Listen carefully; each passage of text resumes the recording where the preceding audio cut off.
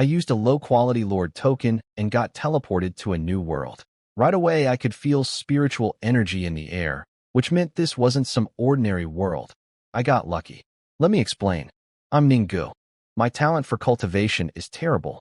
I have an artificial spirit root, and it's only low grade. After 3 years of high school, I only reached the second level of chi refining. I couldn't get into college, so I became a spirit farmer, growing low-level herbs to earn spirit stones. I worked non-stop for 5 years, and combined with the 8,000 spirit stones my parents left me, I barely scraped together 10,000 to buy the cheapest Lord token available. 99% of the time, a low-quality token sends you to a boring, normal world with no cultivators. But I had no choice. It was all I could afford. So when I arrived and sensed spiritual energy, I was thrilled. Then some guy behind me spoke up and called me fellow Taoist. That confirmed it. This was a cultivation world. I hit that 1% chance. The guy's name was Bai San. He was about my age, wearing white robes, and his cultivation was at chi refining level 3, same as mine. He was sitting by a lake called Fallen Dragon Lake, fishing. And when he mentioned dragon fish, I almost lost my mind. Dragon fish carry a trace of dragon bloodline. Even the lowest grade ones sell for 100 spirit stones. If I could catch some, I'd earn back what I spent on my Lord token in no time. Bai San tried to sell me some regular spirit fish for 30 spirit stones, but I turned him down. They weren't worth much to me, and honestly, I was broke. I played it cool though, told him I'd only be interested in dragon fish. He got excited and said he'd sell me a dragon fish once he caught one. He'd been fishing here over a month without landing one, but he seemed confident. The lake price for low-grade dragon fish was about 100 to 120 spirit stones, basically the same as back home on Yinhuang Star. So my idea of buying cheap here and selling for profit back home was dead on arrival. The early Lord pioneers had already evened out the prices years ago. Fine, I'd just catch the fish myself. This huge lake had to be full of dragon fish. But then I remembered the real problem. The dragon fish catching device costs over 1,000 spirit stones. I didn't have that kind of money. I got excited way too early. Let me explain how everything works. How my world, Yinhuang Star, got to where it is today. In the year 2998 of the Yinhuang calendar, heavenly tokens fell from the sky. Gateways to countless worlds opened up, and spiritual energy came back to life. That's when everything changed. The return of spiritual energy wasn't a blessing. Monster tides wiped out most nations on our planet. Only Yinhuang Nation survived, and that was thanks to the Lord tokens. By some lucky coincidence, these tokens only appeared within Yinhuang territory, and only people with Yinhuang bloodline could bond with them. The other races on our planet? They all got wiped out. Our nation tried to help them. Well, supposedly tried, but they all died anyway. Over the centuries, our people discovered martial arts from other worlds, then later found the immortal cultivation system. Cultivation was way stronger, especially for extending your lifespan, but it required spirit roots, which most people didn't have. So in the year 3266, our scientists created artificial spirit roots, and the whole population started cultivating. By the year 3999, our first immortal appeared. After that, we spread across the galaxy. Now, in the year 5999, 36 elders, all immortals, lead our race as we push deeper into space. We've apparently even found other cosmic races out there.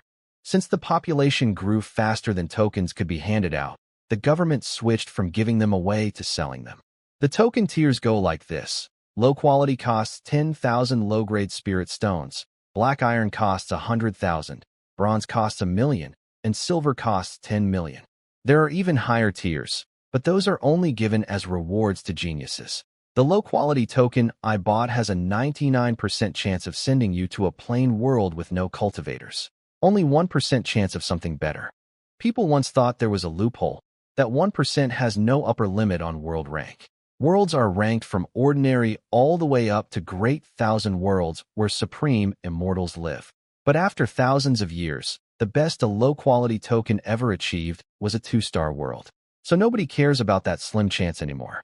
Each person can only bond with one token in their lifetime. Once you're sent to a world, those coordinates are locked in. My parents weren't lords. They were ordinary cultivators who got recruited by some arrogant lord to help conquer a cultivation world.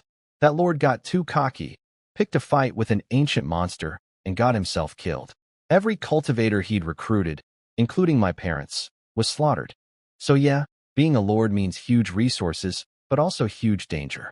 Plenty of lords have died over the past 3,000 years. Even in ordinary worlds, a chi refining cultivator can get killed by the locals if they're careless. The lord token itself doesn't make you powerful. It has a few basic functions. It teleports you to your assigned world, lets you return home, gives you access to a marketplace where lords can trade goods at fair prices, and it awakens a random lord talent after your first teleport. There's also a crafting function. You can spend resources to transform items into special rule-based creations with unique properties, but that's expensive. And finally, based on how much territory you control and how prosperous your domain is, you earn lord points. Those points unlock special purchases and power the crafting function. Territory has to be claimed by yourself. In a cultivation world with vast lands, you just find an unclaimed spot. Even a 1,000-meter radius counts as a starting territory. Losing your territory comes with penalties, and reclaiming new land costs resources. They say conquering an entire world gives incredible rewards, but I have no idea what exactly. Conquering a cultivation world is nearly impossible anyway. An ordinary world is easier. Just hire some cultivators and steamroll it, but then you'd have to share most of the rewards. You can also upgrade an ordinary world into a 1-star world, but the resources needed for that are way beyond what a normal lord can afford. This is the era of universal cultivation. Everyone gets a free artificial spirit root if they don't have a natural one. But becoming a lord and exploring other worlds? That's life or death. The higher the world's rank, the easier it is to get killed. Still, countless people become lords anyway. Once a lord appears in a world, no other lord gets sent there for 100 years. So every lord gets a century-long head start to develop. Whether you make it or not depends entirely on you. I pulled my thoughts together and checked my lord panel. That's a display the token creates for its owner. My stats showed up. Ninggu, low-grade artificial fire spirit root. Chi refining level 3, practicing the red flame art. My techniques were mostly farming stuff. Hoeing technique at mastery, spirit rain at minor success.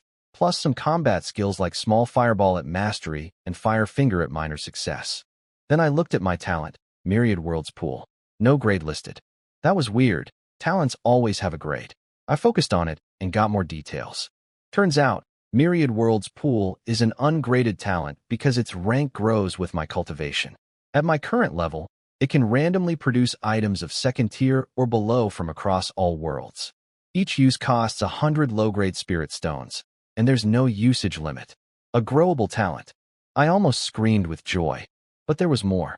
I noticed a tag called Myriad Worlds Favor. I focused on that too. It said I'm the only person in existence with this talent, and as a bonus, everything I get from the pool comes in pairs, double the output. I could barely contain myself.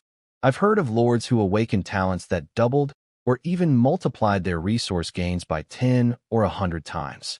Those lords shot to the top fast. My talent might not be worse than theirs. The problem? I didn't have a single spirit stone to use it. Not even once. Can't cook without ingredients. I decided to claim territory first so I could unlock the Lord Marketplace. Looking around, this wilderness near the lake seemed unclaimed, so I ordered my token to claim a 1,000-meter radius. In a cultivation world, anywhere with people already belongs to someone powerful. I'm just a chi refining weakling. Picking a fight over territory would be suicide. The claim went through. The marketplace opened up, and I started browsing. There were categories for treasures, techniques, beast companions, weapons, daily supplies, cultivation boosters, and more. I went straight to the cultivation section. A lord called Pill Immortal Lord was selling incredible stuff. Cultivation pills that could raise 1 full level with no side effects. 500 spirit stones each for the lowest tier, 3,000 for a barrier-breaking pill, and it went up from there. The top-tier pills cost millions, even hundreds of millions. That explained how rich kids back in high school had such fast cultivation progress. Their lord parents just bought these pills and let their children gobble them down. Even a pig could reach chi refining level 9 before graduation with enough pills. I couldn't afford a single one. There was also a seller called Pill Dao Elementary Student, offering cheaper alternatives, condensing chi pills at 5 spirit stones each that give 1% cultivation progress. You'd need 100 pills, 500 spirit stones total, to gain 1 level. Not as elegant as the pill immortal stuff, but still effective, and the quality was solid with no pill toxins. Further down, I even spotted immortal-grade pills, but those cost astronomical amounts in a currency called immortal stones. Way beyond my reach. Spirit root upgrades were available too, controlled exclusively by the 36 elders. Every lord could buy each grade once. The prices were completely out of my range. And spirit root quality really matters. A low-grade root versus a mid-grade root means a real difference in power at the same cultivation level. Maybe it's not obvious during chi refining, but the gap only grows wider as you advance. Everything I wanted was right there in front of me, and I couldn't buy any of it. Story of my life. After browsing the marketplace for a while, I calmed myself down. All those amazing items would be mine someday. For now, I needed to find the newbie gift pack. Here's the backstory on that. Years ago, too many new lords were getting themselves killed by being reckless after arriving in new worlds. The leadership noticed the high death rate and decided to add a starter package to the marketplace, just 1 spirit stone, available only within the first 3 days of arriving. I bought it immediately. Only a fool would skip this. I got a level 1 cave dwelling card. It's a special sealed item developed by the Yanhuang race using Lord token technology. It contains a small dwelling you can materialize in the real world, with 4 design options: a courtyard, a villa, a 3-story retro building, or a traditional cave dwelling. I picked the 3-story retro building. I walked about 200 meters along the lake, found a clearing within my territory, and activated the card. A flash of light later, my new home stood there. About 300 square meters total, with a bedroom, cultivation room, alchemy room, and kitchen. Best of all, the whole building came with top-grade first-tier defensive and attack formations. As long as nobody at foundation building level attacks, I'm safe against any chi refining cultivator. The formations had enough energy for 1 month of operation. After that, it costs 108 spirit stones per month to maintain. Everything inside was completely empty though, not even a bed or a meditation cushion. I'd have to furnish it myself. I refined the formation core right away and took full control. Only then did I finally feel safe. The whole point of this starter dwelling is to teach new lords to play it safe. Don't be arrogant. Start small, do some minor trading at the chi refining level, use marketplace resources, and slowly build up. Most new lords don't have high cultivation or much money anyway. Of course, second-generation lords, kids of established lords, have it completely different. Their parents spend lord points to bring in powerful cultivators who steamroll the whole world. No struggling phase, just straight to governing and developing. That's not me. I'm grateful for what I got. That top-grade formation alone would have cost me more than 5 years of farming spirit herbs. Getting it for 1 spirit stone was basically free. Now I needed to figure out how to earn spirit stones. Everything depends on that. Raising my cultivation, buying pills, maybe even using my myriad worlds pool talent.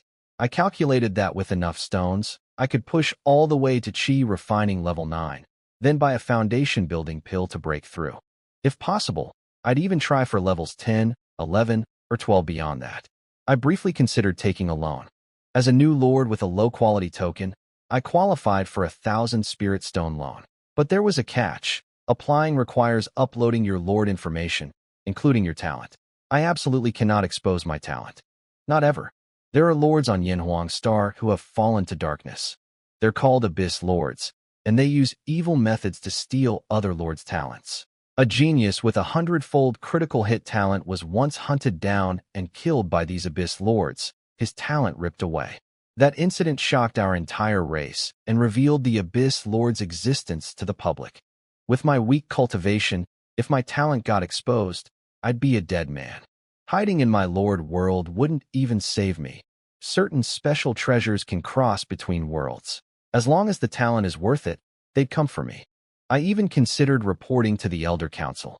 My talent would definitely earn me priority cultivation resources.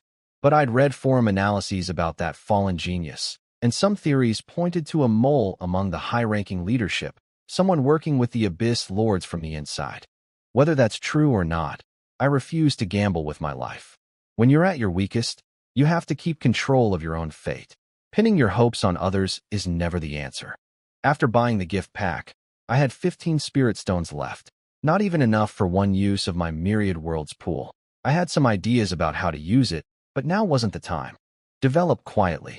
Don't attract attention, especially in a one-star world where powerful cultivators exist. With 15 spirit stones in my pocket, I browsed the marketplace for anything affordable. There was actually a decent selection, but I didn't know local prices in this world yet. I needed information first. The fisherman by the lake was my best bet. Same age, same cultivation level, seemed approachable enough. I could ask him about local prices for pills and herbs, see if there was any profit margin to work with. But then I realized, why not just fish myself? This huge lake clearly had plenty of spirit fish. The marketplace sold fishing bait, 3 portions for 3 spirit stones, from a seller called Myriad Worlds Fishing Guy. 1 spirit stone per cast. If I caught a fish worth 10 stones, that's a solid profit. I'd actually tried fishing back on Yanwang Star. Bought the same bait, cast over a dozen times, caught nothing. Too many people, too few fish in that river. But I still had my mid-grade fishing rod in my storage bag. I bought the bait, grabbed my rod, a spirit net, and a folding chair, and headed to the lakeside. So much for being a bold lord conquering new territories. Here I was on day 1, sitting by a lake with a fishing pole. The first cast didn't take long. My rod dipped, and I pulled up a green jade fish, a pretty spirit fish with jade green scales, worth 13 to 15 spirit stones. Better than average. I immediately listed it on the Lord Marketplace. The system suggested 14 spirit stones. I set my seller name as I am Mud Bro, didn't feel like thinking of anything clever, and confirmed the listing. It sold instantly. 14 stones, just like that. During the first 100 years as a new lord, there are no transaction fees either, so I kept every stone. Someone out there was clearly buying up everything. Rich lords who don't care about a stone or 2. My next 2 casts both landed fish, 2 white scale fish at 10 and 11 stones each. I added 2 extra stones to each price, and they still sold immediately. 39 spirit stones in 1 round. I couldn't believe how easy this was. This lake was completely untouched. No overfishing, no competition. The abundance of regular spirit fish also confirmed the dragon fish were probably real. I bought 3 more portions of bait. This round I caught 2 fish, but lost a big one that nearly dragged me into the water. Spirit fish have real combat power in the water. They're only helpless on land.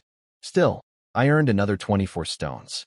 My total climbed to 60 stones in the marketplace, plus 12 on hand. I was marching toward 100. I'd never imagined earning spirit stones could be this simple. The forums were right. The Lord token really is a key to wealth. And those veteran lords who said small trading wasn't worth it anymore? Liars.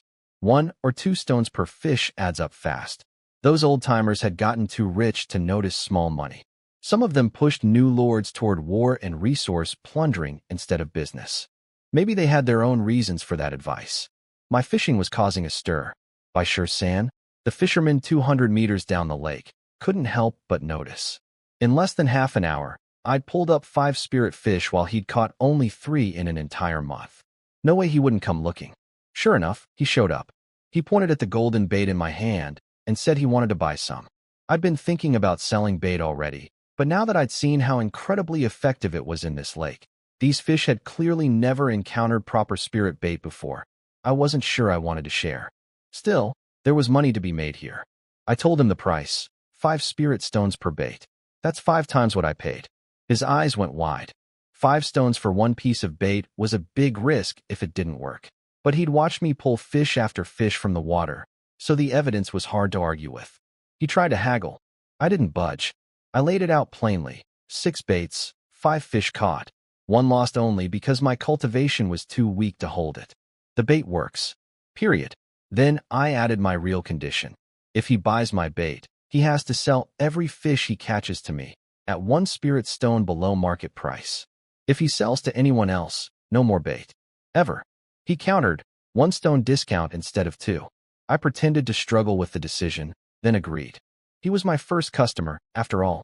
5 spirit stones changed hands. He rushed back to his spot, carefully hooked the bait, and cast his line. It didn't take long. His rod bent with the unmistakable weight of a spirit fish. He pulled up a green bamboo carp, and that's not just any spirit fish. It's the kind closest to becoming a dragonfish. If it ever awakens, it evolves into a mid-grade dragonfish. Because of that potential, it's worth around 25 spirit stones, way more than a regular catch. He grabbed the fish and headed straight toward me. He wanted to see if I'd actually buy it and whether my price would be fair. Bai Shursan came over holding a green bamboo carp, over a meter long, and asked if I'd buy it. I knew about these fish. Some lords with beast-raising talents can activate their bloodline and evolve them into dragonfish. I once saw a video of a rich lord obsessively collecting green bamboo carp, evolving them like opening blind boxes, burning through spirit stones like crazy. He actually produced a stunning rare dragonfish that someone offered 1,000,000 stones for and got refused. But for most people, without that special talent, a green bamboo carp is just a fancier spirit fish. I asked Bai Shursan what he thought the price should be. He broke it down honestly. Market price in town is 25 stones, -1 for our agreement, -2 more for the entry fee and stall rental he'd normally pay. Total, 22 stones. Then I called him out. Earlier, he'd tried selling me regular spirit fish at inflated prices without mentioning those costs. He didn't even flinch, admitted it straight up. Said back then we were strangers, so that was fair game. Now he needed my bait, so lying would ruin a good business relationship. He said he could tell the difference between short-term profit and long-term partnership. I respected that. I checked the Lord Marketplace quietly. A green bamboo carp sells for 45 stones there, with other lords listing them around 50. Massive profit margin. I told him I'd pay 24 stones, skipping the town fee deduction. No need to squeeze him over 2 stones when he'd been straight with me. He took 4 bait portions and 4 spirit stones as payment. I used the chance to advertise. Pointed at my 3-story building and told him I sell more than just bait. Pills, talismans, spirit herbs, whatever he needs at chi refining level. Fair prices come anytime. The whole time, part of my mind stayed on the Lord Token's return button. If anything went wrong, I'd teleport home instantly. That's not being a coward, that's survival. Until I can overwhelm someone in a fight, I'll always keep my guard up during trades. Bai Shursan stared at me with this weird look on his face, like he was trying to figure me out. I could tell his mind was spinning. A stranger setting up shop in the middle of nowhere, pulling spirit fish from thin air, living in a building that appeared out of nothing. He probably thought I was some rich family's illegitimate son, cast out for having bad cultivation talent, trying to prove myself by building a business from scratch. Let him think whatever he wants. As long as he keeps buying bait and selling me fish, I'm happy. He finally introduced himself properly. I'm Bai Shursan. Pleasure to meet you, fellow Taoist Ninggu. Bai Shursan. I almost couldn't keep a straight face saying his name. Fellow Taoist Bai and fellow Taoist 13. Honestly, what were his parents thinking? At least my mom and dad put some thought into mine. He asked if I really sold pills. I told him anything at the chi refining level. Just name it. I've got it. That wasn't a lie either. The Lord Marketplace has everything.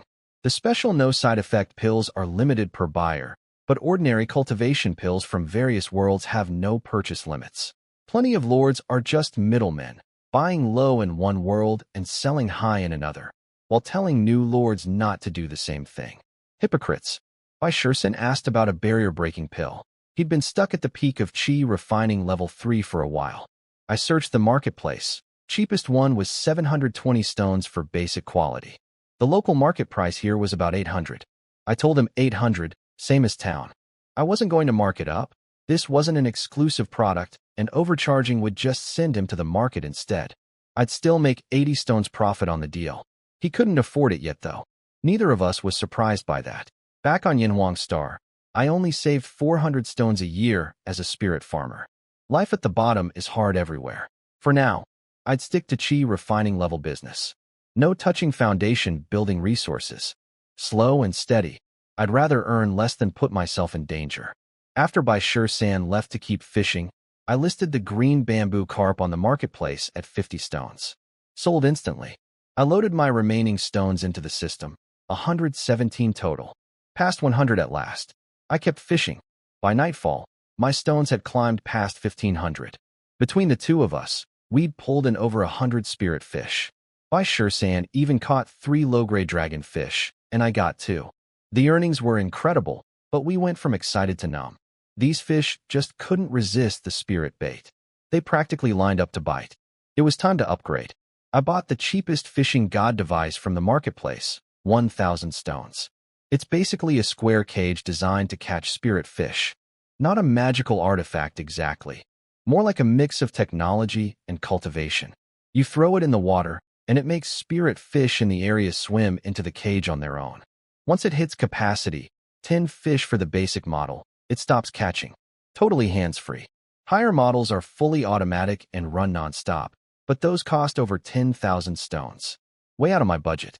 I tossed the cage into the lake and called it a day. With how rich this lake's resources were, it should have a great haul by morning. I was starving, so I grilled up a spirit fish and invited Bashirsin over. He didn't refuse, partly because the fish smelled amazing and partly because he was sick of eating tasteless fasting pills. I don't eat spirit fish often myself, but today felt worth celebrating. My first day as a lord, and I'd already earned over 1,000 stones. Not bad for a guy who used to scrape by growing herbs. Good food, fellow Taoist Ning Gu. Bashirsin complimented my cooking, but honestly the spirit fish just tastes great on its own. I only added some seasoning. The real reason I invited him to eat was information. I needed to understand this area. I asked about the forces controlling the region around the lake, and why nobody had claimed such a resource-rich spot. His answer shocked me. Fallen Dragon Lake is absolutely enormous, bigger than most mortal nations. The real resources are all in the center, where over 1,000 islands sit. The central giant island hosts 3 nascent soul-level powers. Other islands belong to Golden Core or foundation-building factions. The further from the center, the weaker the forces. Even the outermost islands belong to Chi refining-level clans. We're sitting at the very edge. Thin spiritual energy, few fish, completely ignored by everyone. That's why nobody bothered claiming it. The spirit bait just made it seem rich. Normally a fisherman might catch a few fish per month here. Nascent soul cultivators meant this was at least a 2-star world, possibly more. This was bigger than I'd expected. The nearby marketplace is called Heavenly Capital Mountain Market, built on a spirit mountain between the lake and the mainland. 2 foundation building families run it, and it has a decent reputation. Cultivators from surrounding areas and outer island factions all trade there. Bashirsin suggested I move my shop there if I wanted customers.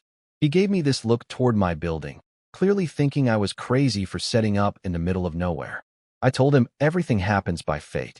He seemed to accept that, probably filed it under rich kid logic. He asked where I came from. I just said, very far away. He tried guessing. Past the 10,000 Demon Mountain range? From the outer regions? He settled on outer regions and seemed satisfied, probably assuming I had a powerful family backing me with secret bodyguards. Good. Let him think that. Then he gave me a full rundown of the local power structure. Beyond the lake sits a force called the Great Qian Immortal Dynasty, supposedly led by a spirit transformation ancestor. They control a third of something called the Heavenly Wasteland region.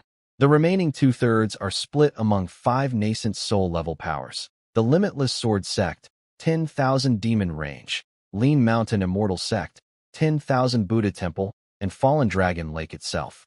Below them are countless smaller factions and mortal kingdoms. Heavenly Capital Mountain Market sits in the transition zone between the Lake Territory and the Great Qian Dynasty's Shangyang County. We talked for over an hour and ate 3 spirit fish. Felt a bit extravagant, but I was in a good mood. You have to enjoy life when you can. After Bashirsin left, I noticed his camp was actually right next to mine, hidden behind some tall grass. I sensed a faint formation activate when he entered, low quality, from what I could tell. I checked the fishing device controller. 5 of 10 indicator lights were lit, 5 spirit fish already caught. I pulled them out and tossed the cage back in. The efficiency was impressive. Back inside my building with the defensive formation running, I felt secure. Nobody gets in without my permission. I disappeared from the first floor. Time to head back to Yanhuang Star. Back on Yanhuang Star, I looked at my familiar little house and let out a breath. What a day, encountering a local cultivator, awakening my talent, discovering spirit fish, starting a business. More excitement in one day than my entire 20-something years of life. I'd already canceled my spirit field rental. No more waking up before dawn to tend herbs. That life was over. I checked my spirit device, basically a phone, but redesigned after the spiritual energy revival knocked out all the old technology. Mine was the cheapest model, practically an antique. High-end ones can teleport items and bypass formations. Mine loses signal near any decent array. The time flow between worlds was nearly identical. 12 hours there, 12 hours here. That's actually great. Some lords end up in worlds where time moves much faster, and they can't risk coming home because their territory might get taken while they're gone. I had messages waiting. One from Zhuge Yuan, my best friend from high school. He was asking about my new world and offering to send foundation-building cultivators to help me conquer it. Before I could reply, he called. "Congratulations, Lord Ning." He launched into a speech about steamrolling my world, offering resources, telling me to toughen up. Same old Zhuge Yuan, generous to a fault. He offered to lend me 35,000 spirit stones to push my cultivation to Qi refining level 9. He even anticipated my refusal. "Don't turn me down this time. You're a lord now. You landed in a 1-star world. You'll earn it back fast." I only told him it was a 1-star world. Until I fully understood how powerful that world really was. I'd keep the details to myself, even from him. Normally I would have refused. I always did before. He tried giving me a lord token once, tried lending me stones multiple times. I turned him down every time because I didn't want money to ruin our friendship. Growing up as an orphan made me sensitive about that kind of thing. But this time was different. My world had nascent soul cultivators. It was at least 2-star, maybe 3-star. Higher cultivation meant more opportunities and more safety. My talent was incredible. The lake was loaded with resources. For the first time, I was confident I could pay him back. "Thanks, Zhuge Yuan." That's more like it. He was genuinely happy. He'd always believed I'd turn things around eventually. He warned me to stay low-key in a 1-star world and reminded me he had real influence in the Zhuge family now. Then he started rambling about his own world, said it might be a multiverse, something beyond imagination. "Just hold on to my leg, little Ning, and you'll be fine," he joked. "Which leg?" "I'm not grabbing the wrong one," I shot back.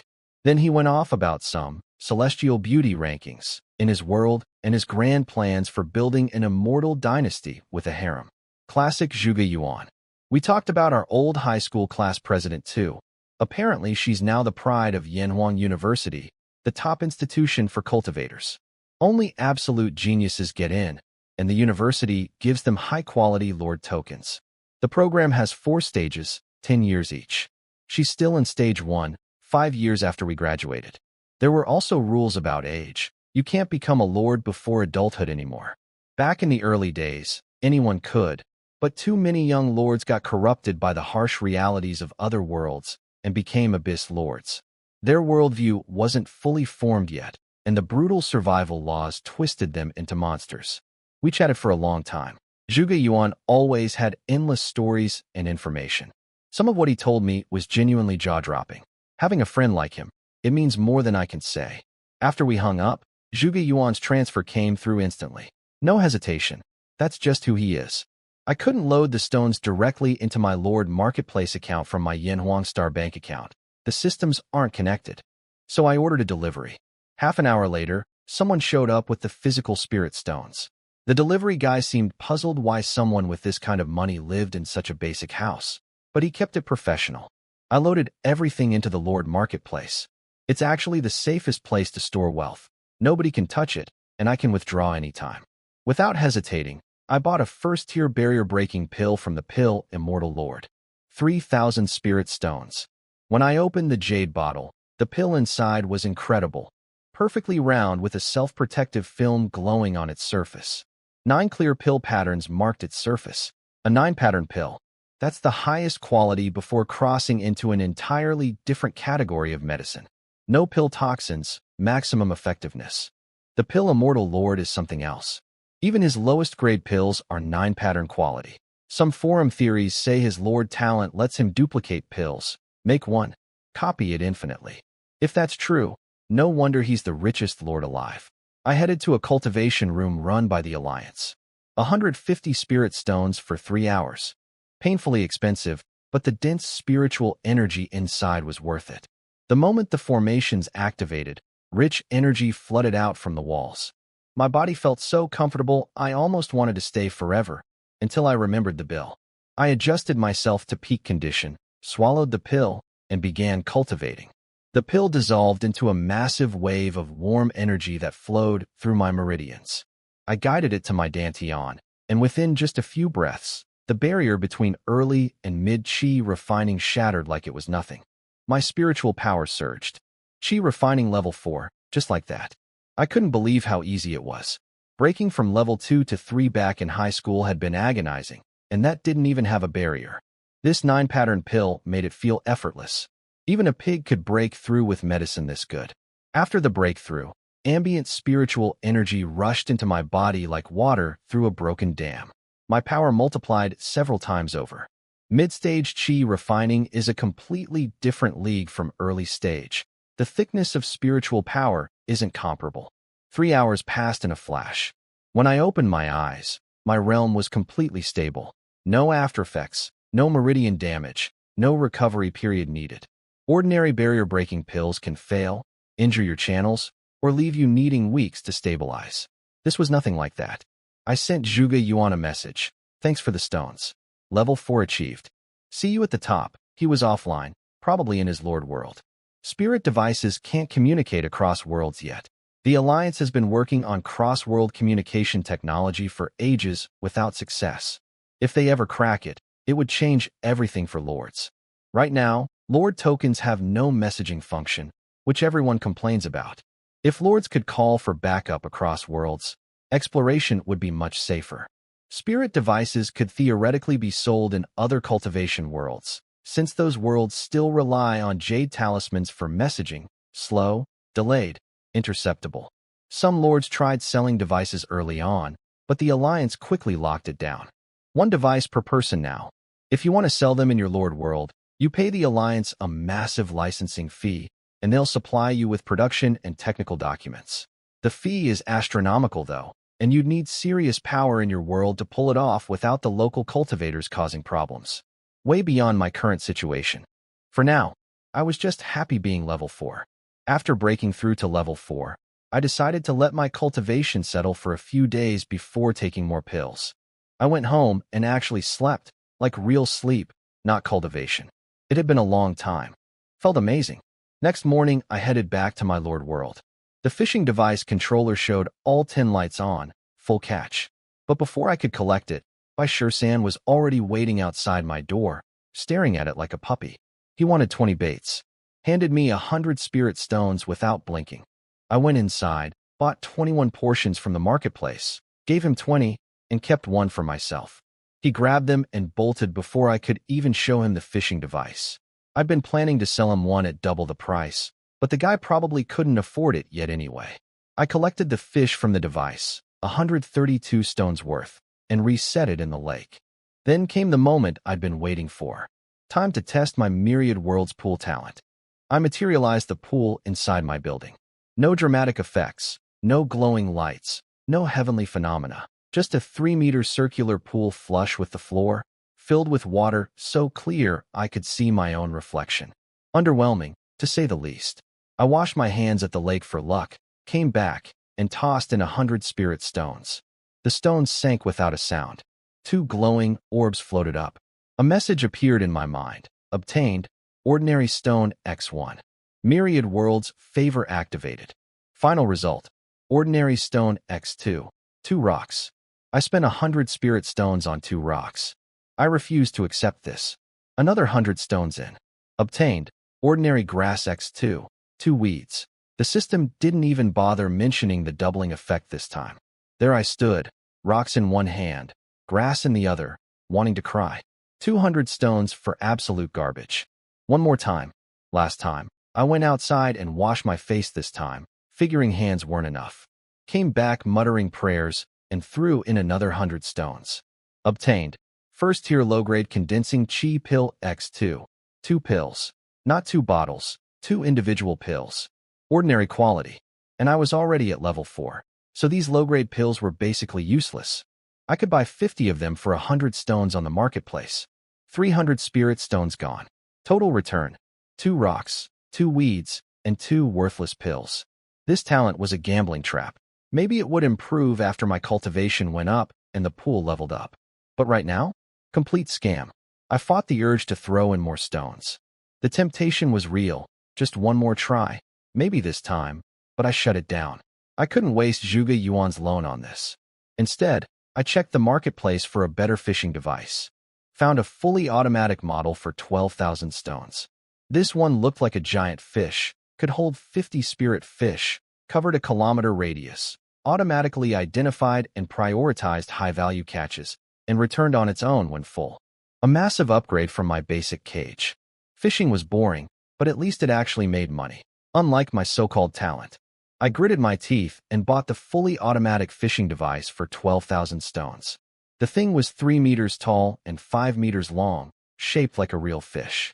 After reading the instructions and binding it to myself, I discovered the interior space was actually bigger than it looked, made from some material called voidstone scraps that slightly expand space. When I activated it, 4 legs grew from its belly and it walked itself into the lake.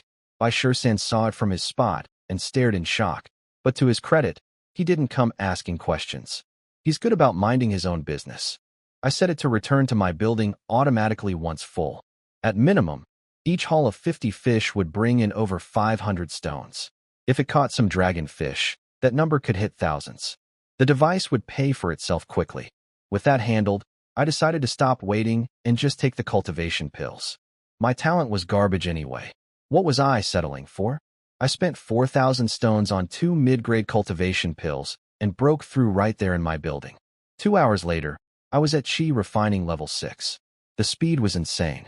2 days ago, I was level 3. Now level 6. I finally understood how my rich classmates in high school jumped a level every day. With enough spirit stones, cultivation isn't even a challenge. The cultivation pills were ridiculously powerful. Each one didn't just push you into the next level. It filled the entire level's worth of cultivation and pushed you to the peak. 2 pills took me from level 4 all the way to the peak of level 6, and they completely ignored talent limitations. Normally, with my terrible spirit root, I'd absorb maybe 10 to 20% of a pill's energy, plus deal with toxin buildup. These pills just directly added cultivation. No waste, no toxins. Of course, my combat power at level 6 was still rock bottom compared to anyone else at the same level. Bad spirit root means weak spiritual power quality. But I wasn't planning to fight fair. I'd rather have a higher level and bully people below me. That's the whole point of cultivating. I didn't bother learning mid-grade techniques since I'd be hitting late-stage Qi refining soon. I'd go straight to top-grade or supreme-grade techniques then.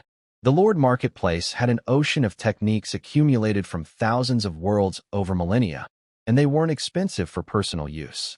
There were 2 purchase modes, single person, which was cheap, and inheritance mode, which let you teach it in your Lord world but cost far more. The marketplace had no restrictions on what you could buy for yourself. Even immortal level techniques were available if you could pay. But using those techniques in a cultivation world required caution. The local powers guard their legacies fiercely. If they notice someone spreading high-level techniques, they'd crush them without hesitation. These ancient sects had survived for ages precisely because they eliminated threats to their monopoly on power. Even their own subordinate factions would be quietly destroyed if they got out of line. Low profile. Always low profile. I'd been thinking about the foundation-building pill business. In many cultivation worlds, those pills are controlled by major powers who release them in batches to keep smaller factions dependent and harvest their spirit stones. But some worlds have them in abundance, cheap as cabbage. If this world's situation was right, I could buy them from the marketplace for around 30,000 stones each and sell them to local Qi refining clans. Even a clan's patriarch at Qi refining level 9 would empty his entire treasury for a foundation-building pill with a 30% success rate. But all that required me being strong enough to not get robbed. A level 6 cultivator showing up with foundation-building pills? That's just delivering treasure with a bow on top. I also spotted something amazing in the marketplace. A special formation that temporarily boosts a lord's cultivation by 1 full realm within a limited area. 20,000 stones, 1 per lord. At my level, it would give me foundation building level 6 strength inside the formation's range. Higher-end versions could push you to golden core or even nascent soul temporarily. Incredible safety net, but way too expensive for now. Then the fishing device walked back into my building on its four little legs. Scared me half to death. It had only been 2 hours. I thought it was broken. But no, its storage was completely full. 50 spirit fish, including 8 mid-grade ones with 2 mid-grade dragonfish, plus 7 low-grade dragonfish among the rest. I listed everything on the marketplace. 2,123 stones. The 2 mid-grade dragonfish alone were worth over 1,000. At this rate, the device would pay for itself in a day or two. I decided to wait instead of going back to Yenwang Star. Sure enough, 2 hours later it came back again, another 1,500 stones worth. I bought a massive crystal water tank for a few stones and set it up on the first floor, taking up a third of the space. The tank was designed for spirit fish, strong enough that they couldn't break it. With my building's formation running constantly, only I and the fishing device could get in. I started dreaming big. More fishing devices, scaling up production. The entire Fallen Dragon Lake could become my fish farming operation. Yenwang Star has so many lords that any amount of spirit fish would get snapped up instantly. Then I caught myself. Fish farming tycoon. To other lords, that just makes me a fish seller. No, I needed to diversify. Fish could be one business, but I'd build a comprehensive cultivation industry empire. Multiple revenue streams. That was the real goal. But first, stay low, keep developing, don't get cocky. Outside my building, Bai San was standing there with a net full of spirit fish, looking completely bewildered. He'd just watched my fishing device, a giant fish walking on 4 legs, stroll out of my shop and into the lake. To his credit, he didn't ask a single question about it. Either he had great self-control or he genuinely thought it was some kind of fish puppet. Either way, I appreciated the discretion. He sold me his catch, 113 stones worth, and bought 10 more baits. The fishing was slower for him today since my device was competing for the same fish, but it was still far better than his old results. Back on Yenwang Star, I rented another cultivation room and broke through to level 7. No drama, no complications. Just pop a pill, cultivate, done. Over the next few days, the fishing device kept delivering full loads. I earned back every stone I'd spent on it. Then I bought 2 top-grade cultivation pills for 20,000 stones and pushed straight to the peak of Qi refining level 9. At my age, level 9 would make me a genius in most cultivation worlds. If I broke through to foundation building, I'd be called a monstrous prodigy. But I knew the truth. Without those pills, reaching level 9 would have taken me decades. I started thinking about what comes after level 9. In cultivation theory, most people stop at 9. That's the ceiling for anyone below supreme grade spirit roots. Levels 10 through 13 exist, but require increasingly rare talent. Level 10 needs extreme luck even with top spirit roots. Level 11 requires earth grade roots. Level 12 needs heaven grade roots. Only the legendary immortal spirit root can reach level 13, where a Qi refining cultivator can actually crush foundation building fighters. Spirit root grades go low, mid, upper, supreme, earth, heaven, and immortal. But Yenwang Star researchers don't accept these limits as absolute. They believe if a barrier exists, there's always a solution. And the pill Immortal Lord proved it. His barrier-breaking pills can push someone all the way to level 12 regardless of talent. The Research Institute probably helped develop them. The cost, though, reaching level 12 would take 111 million spirit stones total. Most foundation building or even Golden Core clans couldn't scrape that together. Interestingly, there was nothing in the marketplace for breaking through to level 13. Even the pill Immortal Lord and his team apparently couldn't solve that one. Right now I was earning close to 10,000 stones daily from fishing. The device went out every 2 hours and brought back 1 to 2,000 stones each trip, 6 trips a day. And this was just the lake's outer edge. Deeper in, the resources would be even richer. Higher grade fish worth far more per catch. With better equipment later, I could even catch second-tier spirit fish, which are in a completely different price range. Given enough time, even 100 million stones was achievable. But I wasn't rushing anything. For now, I'd stay hidden at the lake's edge, by some proper combat techniques, and train until my actual fighting ability matched my level 9 cultivation. No point having high cultivation if I couldn't defend myself. Some people might think my lord life is boring. No adventures, no fighting, just fishing and selling. But watching my balance grow every day, that's deeply satisfying. I spent my free time practicing fire techniques and planning my future shop layout. Bai San had become my loyal customer. He didn't need to visit the town market anymore since I could supply everything he needed at fair prices.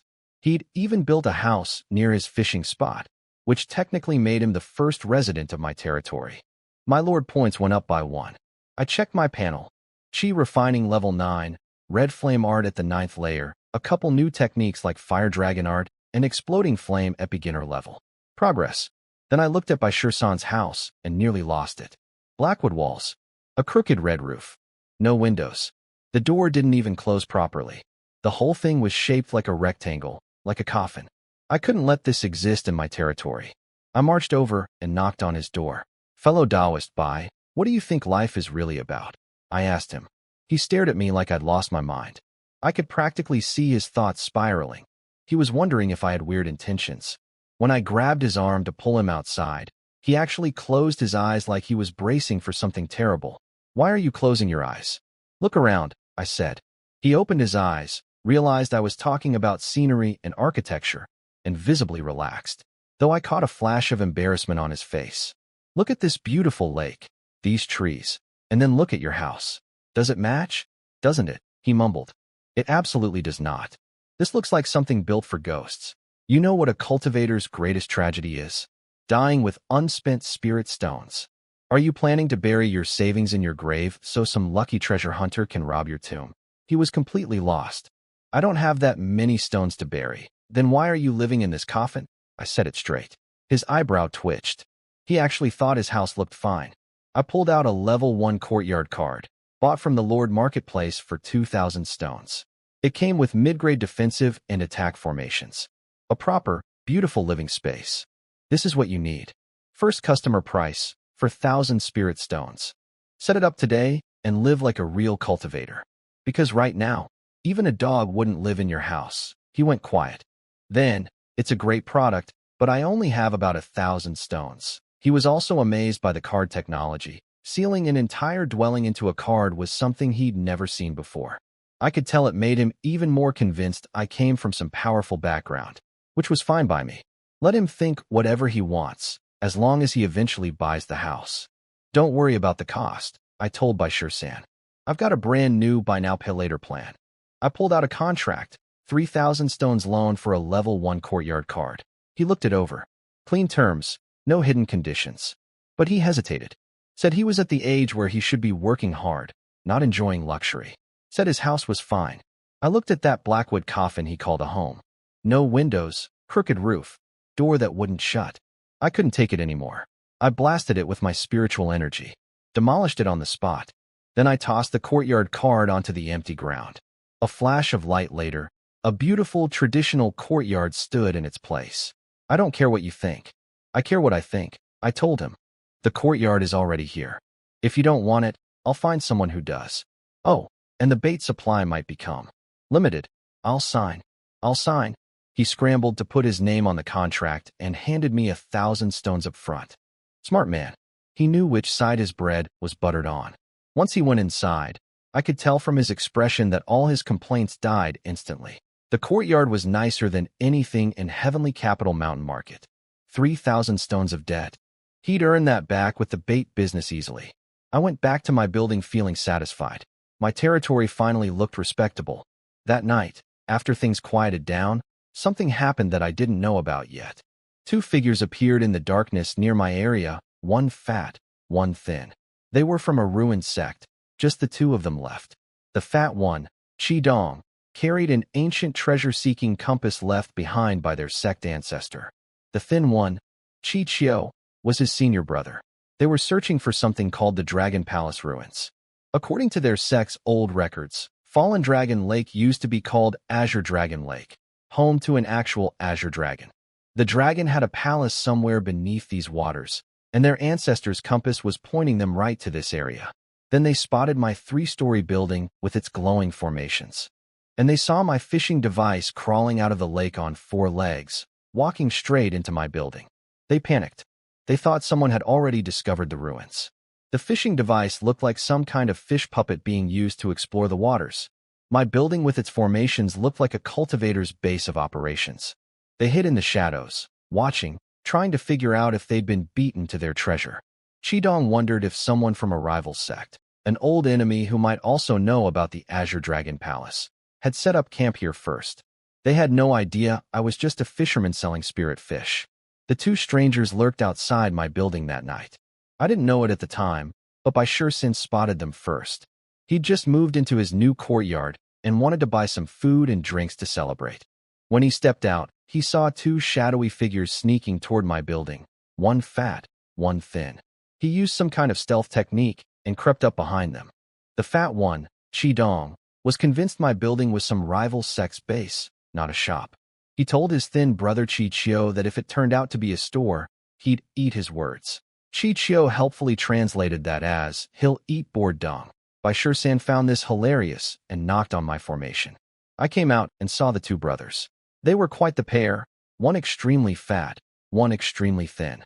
On Yinhuang Star, you'd never see bodies like that since everyone cultivates, but in this world, apparently it happens.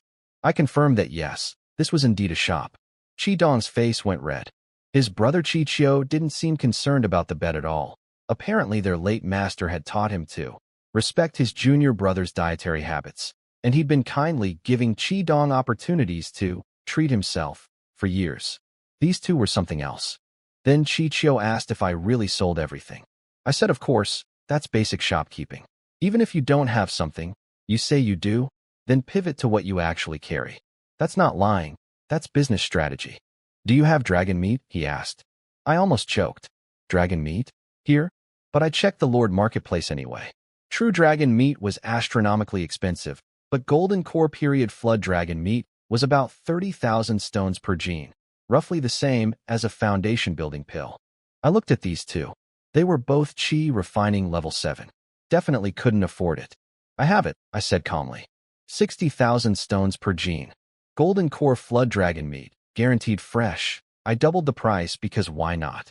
This deal was never going to happen anyway. But I needed to project confidence. If these guys ever struck it rich, they might remember the shop that actually had dragon meat. Qiqiu's eyes lit up, then dimmed when he heard the price. Too expensive. We don't have that kind of money. Meanwhile, Qidong looked like he wanted to drown both his brother and me. His brother was asking about dragon meat while they were supposedly on a secret treasure hunting mission, and he kept saying, we, when talking about money, which clearly irritated Qidong to no end. Qidong didn't believe a word I said about the dragon meat. Fair enough, I was doubling the price anyway. But he started asking why I'd set up shop here, and I could tell he was probing for something. His eyes kept darting around like he was looking for clues. The scenery is nice, I said casually.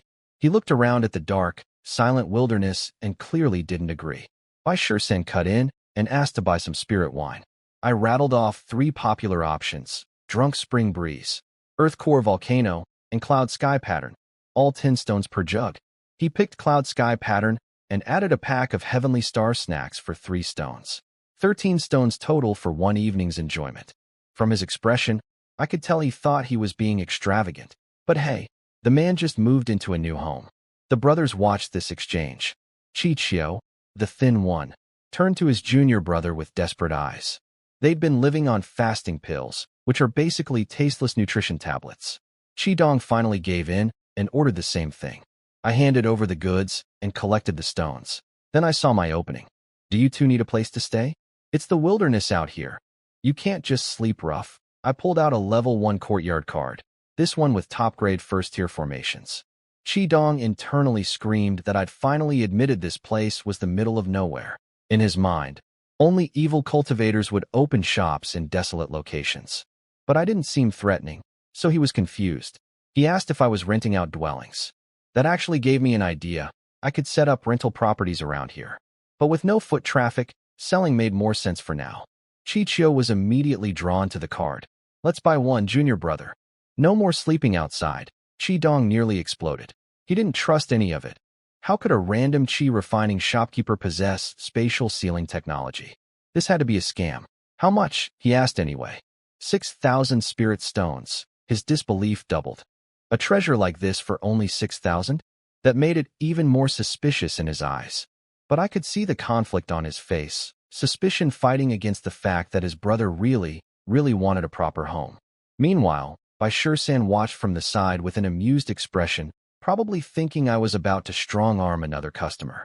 The two brothers left without buying the courtyard card. Chi-dong pulled his senior brother away, clearly not trusting me or my products. I shrugged it off. You can't force a sale. Unlike Baishir-san's situation, where I literally couldn't stand looking at his coffin house, these two weren't my problem. What I didn't know was that Chi-dong spent the next several days secretly watching my building from the trees. He observed my routine, the fishing device going in and out of the lake every 2 hours, Baishir-san selling me his catches, me rarely leaving my building. He was trying to figure out if I knew about something called the Dragon Palace ruins.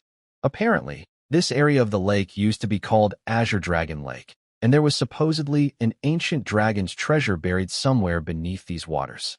That's what brought these two here. Their ruined sex ancestor had left behind a treasure-seeking compass pointing to this exact spot. Chi-dong kept going back and forth in his mind. My fishing device looked like it could be searching the lake bottom for ruins.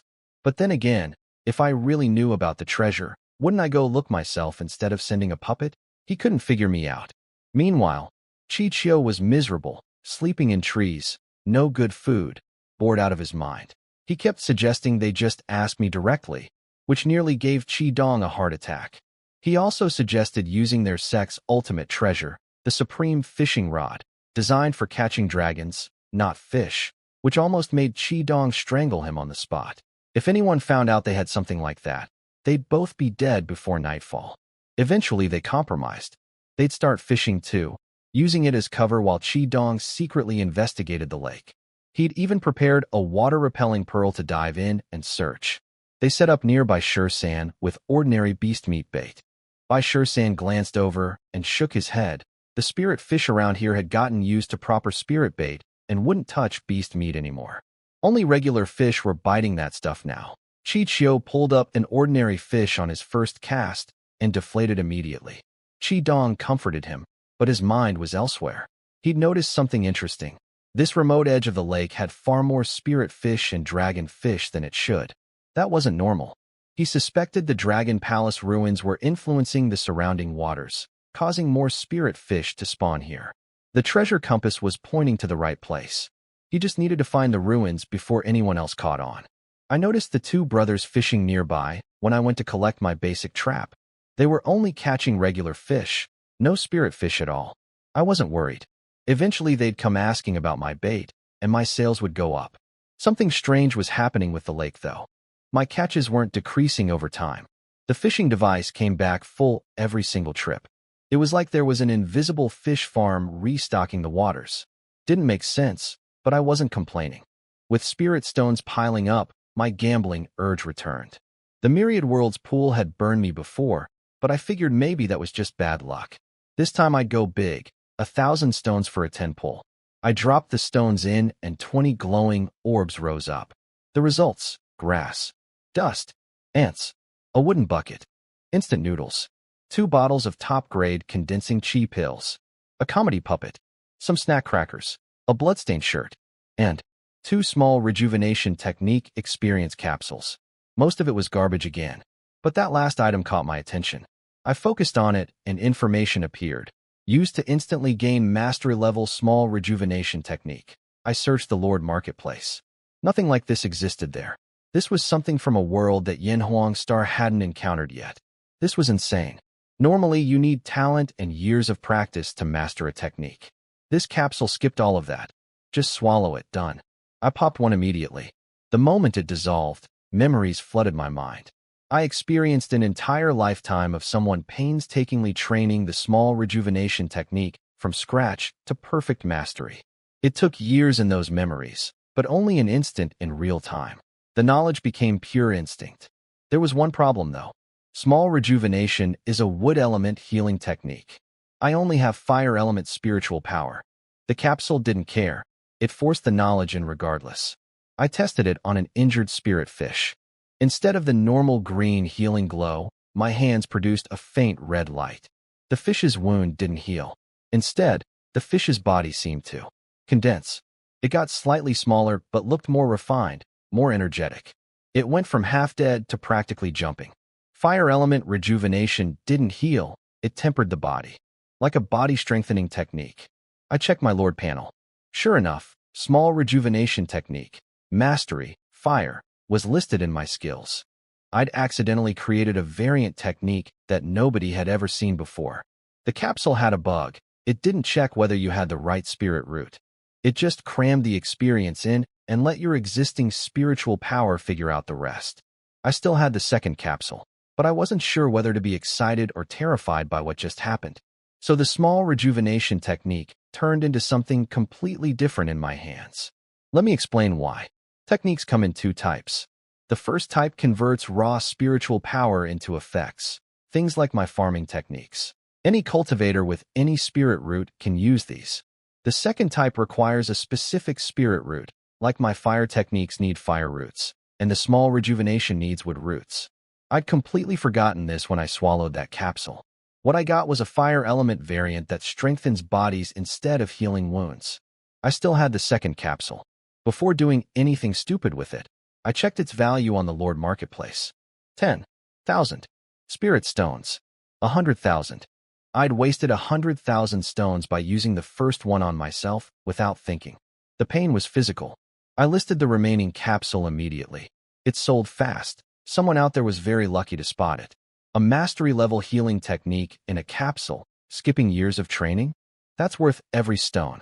Riding the high, I dumped another 1,000 stones into the myriad worlds pool. Then another 1,000. Then another. Half an hour and 10,000 stones later, I had nothing but garbage. Not a single good item. I forced myself to stop. The earlier capsule had been pure dumb luck. 10,000 stones for trash. But technically I was still up 90,000 stones overall, so I couldn't really complain. This pool was a gambling pit, and I was starting to act like an addict. I put the pool away before I lost control entirely.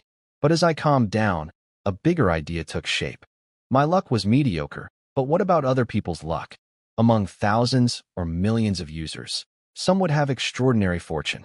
If I opened the myriad worlds pool for others to use, charging them 200 stones per pull instead of 100, I'd profit from the fee and secretly collect a duplicate of every good item through the myriad worlds favor effect. I tested whether I could control the favor copies. I couldn't manipulate what the pool produced or swap items inside the light orbs. But I discovered I could receive the favor duplicates silently, directly into my storage, invisible to whoever was using the pool. The other person would get their item normally and never know I received a copy. This changed everything. Instead of burning through my own stones, I could let countless people spend theirs. Every rare treasure someone pulled, I'd get one too, for free. There were risks though. Items from unknown worlds appearing in this cultivation world could raise suspicions about my identity. And I absolutely couldn't do this on Yanhuang Star. Someone would figure out it was a lord's talent, and the Abyss Lords would come for me. It had to happen here, in my Lord world, where no other lord would appear for at least 100 years. I'd charge double, profit from the fees, secretly collect duplicates of every valuable pull, and build wealth faster than fishing could ever achieve. But not yet. At Chi Refining Level 9, I still wasn't strong enough to protect myself if things went sideways. I needed more power first. Soon. But not yet. I decided to stop chasing the dream of reaching Chi Refining Levels 10 through 12. That would cost over 100 million stones just for bragging rights. Sure, imagining the look on local cultivators' faces when they saw a level 12 Chi Refining cultivator was tempting, but spending that much for a little thrill? Not worth it. The truth is, every single one of the 36 elders of the Yanhuang Alliance got to where they are by spending money, not by grinding out perfect foundations. I already have an artificial spirit root. Chasing combat power was never my path. Chasing higher realms is. Bottlenecks only stop poor people. So I decided to break through to foundation building. I started comparing foundation building pills. Ordinary quality, 30,000 stones, 30% success rate. Good quality, 60,000, 40%. Excellent, 90,000, 50%. 3 pattern, 150,000, 70%. 6 and 9 pattern were even pricier. Then I had a thought. There are recovery pills that fix the damage from a failed breakthrough. Only 10,000 stones each, full restoration. So if I bought ordinary pills at 30,000 each, I could attempt 2 breakthroughs for the same budget as 1 excellent pill. 2 shots at 30% each versus 1 shot at 50%. Mathematically, the cheap route actually made more sense. I noticed I was thinking like a gambler. The myriad worlds pool was rubbing off on me. Old me would have saved up for a 9-pattern pill and played it safe. New me was calculating odds and looking for value bets. I went with it. Bought 1 ordinary pill, specifically the best-selling brand, figuring popularity meant reliability. Back on Yinhuang Star, I rented a breakthrough specialized cultivation room. 2,000 stones per day for 3 days. Expensive, but these rooms boost your success rate by 10 to 20%. Combined with my youth and peak physical condition, my actual odds were closer to 40 or 50%. I learned a new technique first, the Great Sun Scripture Foundation Building chapter. It's the upgrade path from my red flame art. Nothing fancy, not expensive, easy to pick up. Then I took the pill. Foundation building has 3 requirements. Transform spiritual power into mana, temper the physical body, and strengthen the soul. Most people fail at the soul stage. The pill's energy flooded through me. I started with the mana conversion, guiding my spiritual power to condense and transform into true mana. When the first strand of mana crystallized, my absorption speed skyrocketed. Stage 1, complete. The body tempering came next. I was young, healthy, no injuries. My body was at its peak. I redirected most of the pill's remaining energy into strengthening my flesh while letting ambient spiritual energy handle the rest. This stage finished even faster than the first. Finally, the soul stage. This is where most people fail and die. I braced myself. The pill's energy reached my consciousness. My perception started expanding, sharpening. And then, in barely a dozen breaths, my spiritual sense formed. It was absurdly easy. I was confused until I saw what was happening inside my mind. The myriad worlds pool was glowing brilliantly in my spiritual sea, radiating power. It had done something. Helped me through the hardest part of the breakthrough without me even asking. My aura surged. Foundation building, level 1. Done. I'll admit it, going in with a 30% pill was a gamble. But sometimes the gamble pays off. 3 days later, I was back in my Lord world as a foundation building cultivator. Even I couldn't believe it. I'd gone in expecting to fail with my 30% odds, and somehow breezed through all 3 stages without a hitch. The whole process was smooth, nothing like the horror stories I'd read from other cultivators with low-grade artificial roots. I could only chalk it up to luck, or maybe the myriad worlds pool had some hidden effect on my body and soul. During the breakthrough, it had been glowing in my spiritual sea. Whatever it did, it helped. The pool upgraded too. It could now produce items up to 3rd tier, golden core level treasures, and the cost per use stayed at 100 stones. That meant the potential payoff just got massively better. Inside my building, the water tanks were nearly overflowing. 3 days of unattended fishing had piled up around 1,800 spirit fish. Good thing I'd set up extra tanks on the 2nd floor before leaving. Tens of thousands of stones flowed in as I listed everything on the marketplace. The moment I stepped outside, Bashir San appeared in front of me like a ghost, looking a little resentful. He'd run out of bait on day 1 and spent 2 days knocking on my formation with no answer. Then he froze. His eyes went wide. Your foundation building. Just got lucky, I said with a grin. I've read plenty of Lord biographies where they hide their cultivation to play mysterious. Every single time, it just invites trouble. People underestimate them, provoke them, look down on them. Then the Lord has to secretly get revenge later. What's the point? In the cultivation world, strength is respect. Show your power, and most problems never happen. No chi refining cultivator would ever insult a foundation building cultivator to their face. They'd call you senior and try to curry favor. So I don't hide my cultivation. Ever. Bashir San's expression cycled through shock, confusion, and envy before he caught himself. Greetings, Senior Ning. I waved that off. We're friends. Call me what you always have. He settled on, Pavilion Master Ning, a nod to my shop sign. He'd come to buy bait and sell fish. The 2 brothers had it even worse. Not a single spirit fish in 3 days. They'd finally asked Bashir San about his secret and learned about my bait. Right on cue, Chi Chio came running over. Shopkeeper, you're finally back. We want to buy bait too. Behind him, Chi Dong walked up more slowly. I could see his pupil's contract when he sensed my cultivation. Foundation building. In just 3 days. His mind was clearly racing, probably recalculating everything he thought he knew about me. I could practically read his thoughts. Who breaks through to foundation building this fast? Either he's incredibly talented or backed by a massive power. Maybe he really is here for the Dragon Palace ruins. Let him think whatever he wants. More customers is more customers. Senior Ning, Qidong greeted me properly. Smart kid. He could sense my foundation building aura and wasn't about to get on my bad side.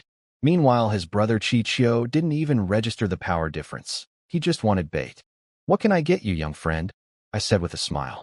I called him young friend, even though we're basically the same age. That's the cultivation world for you. Strength decides the hierarchy. Qidong's eyebrow twitched, but he kept his composure. He ordered 50 baits. Bai Shisan came running back, dragging his fish haul. He wanted 30 baits and to sell his catch. I handled both transactions, then turned to hand 50 baits to the chubby one. What's your name, little chub friend? I caught myself, but barely. He noticed. Definitely noticed. He introduced himself as Qidong, and the thin one as his senior brother Qiqiu. They were orphans adopted by the same master, not blood-related at all. Obviously, I said, looking at one who was extremely fat and the other stick-thin. Qiqiu cheerfully said their master always told them they were cut from the same mold. I had thoughts about that mold.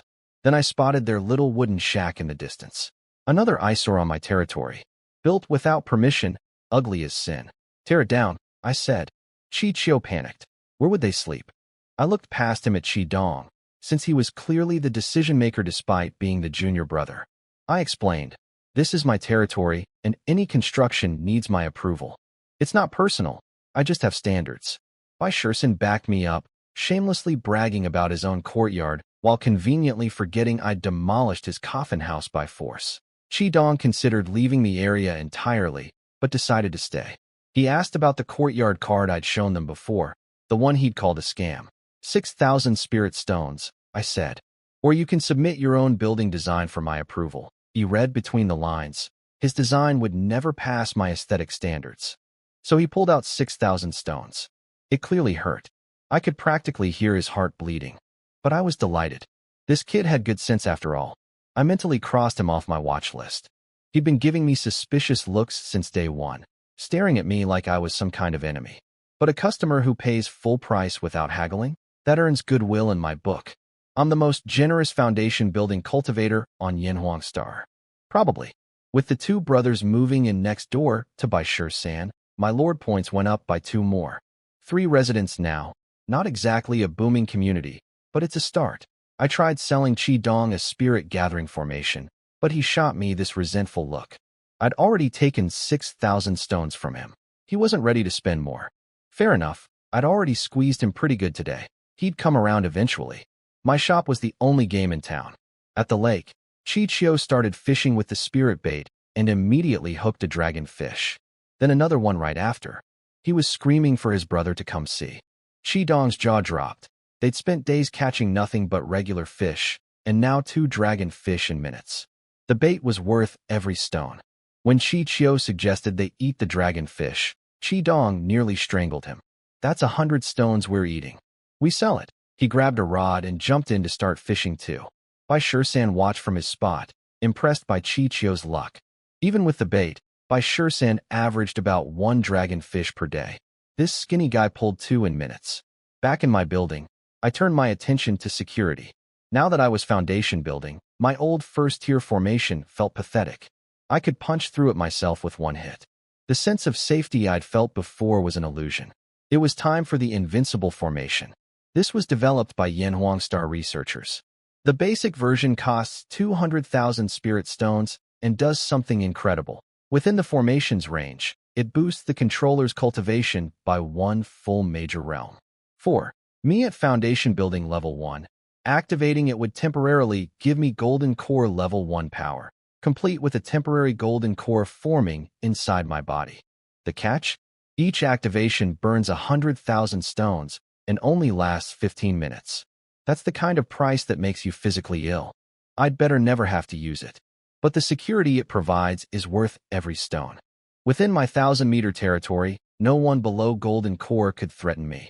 The nearest forces are just foundation building level at the Heavenly Capital Mountain Market, and the closest lake island probably has nothing more than small chi refining clans. Golden core in this area means absolute dominance. 5 days of fishing profits later, I finally had enough. I bought the invincible formation from the Lord Marketplace, set it up in my building covering the full 1,000-meter radius of my territory, and loaded 10,000 stones into its built-in storage space, ready to activate instantly if needed. The range was a limitation. A real golden core cultivator could flash step out of the zone in seconds. But they'd only do that if they knew my power was formation-based. If they didn't know, they'd never think to retreat immediately. I really hoped I'd never have to use it.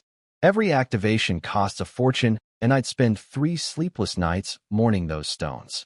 But now, for the first time since arriving in this world, I felt truly safe.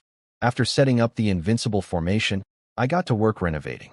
I dug a fish pond behind the building for the fishing device's catches, freeing up the entire first floor. The water tanks were gone. The only thing on the first floor now was the Myriad Worlds pool, or as I call it publicly, the Myriad Immortals pool. Had to match this world's vocabulary. The plan was simple. The pool works no matter who throws in the stones. Every time someone uses it, I secretly get a duplicate of whatever they pull through the Myriad Worlds favor effect. I charge 100 stones as my fee on top of the 100 stone pool cost, 200 total per use. Considering someone could pull a golden core level treasure worth hundreds of thousands of stones, a 100 stone fee was incredibly generous. I built a meter-high platform in the center of the first floor and placed the pool on top. Perfect. Now I needed the right first customer. And I knew exactly who. Over the past 5 days, I'd been watching Chichio fish. His luck was absolutely insane. Almost every fish he caught with the spirit bait was a dragonfish. Not occasionally, consistently. 5 straight days of pulling dragonfish after dragonfish. Sure-san looked like his eyes were going to pop out from jealousy.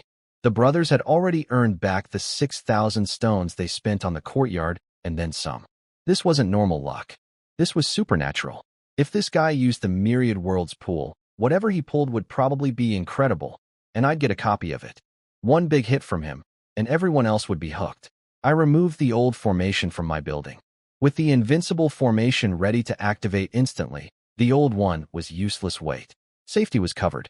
The moment the formation dropped, the brothers showed up with a huge bag of fish to sell, Sure-san trailing behind them with envy written all over his face.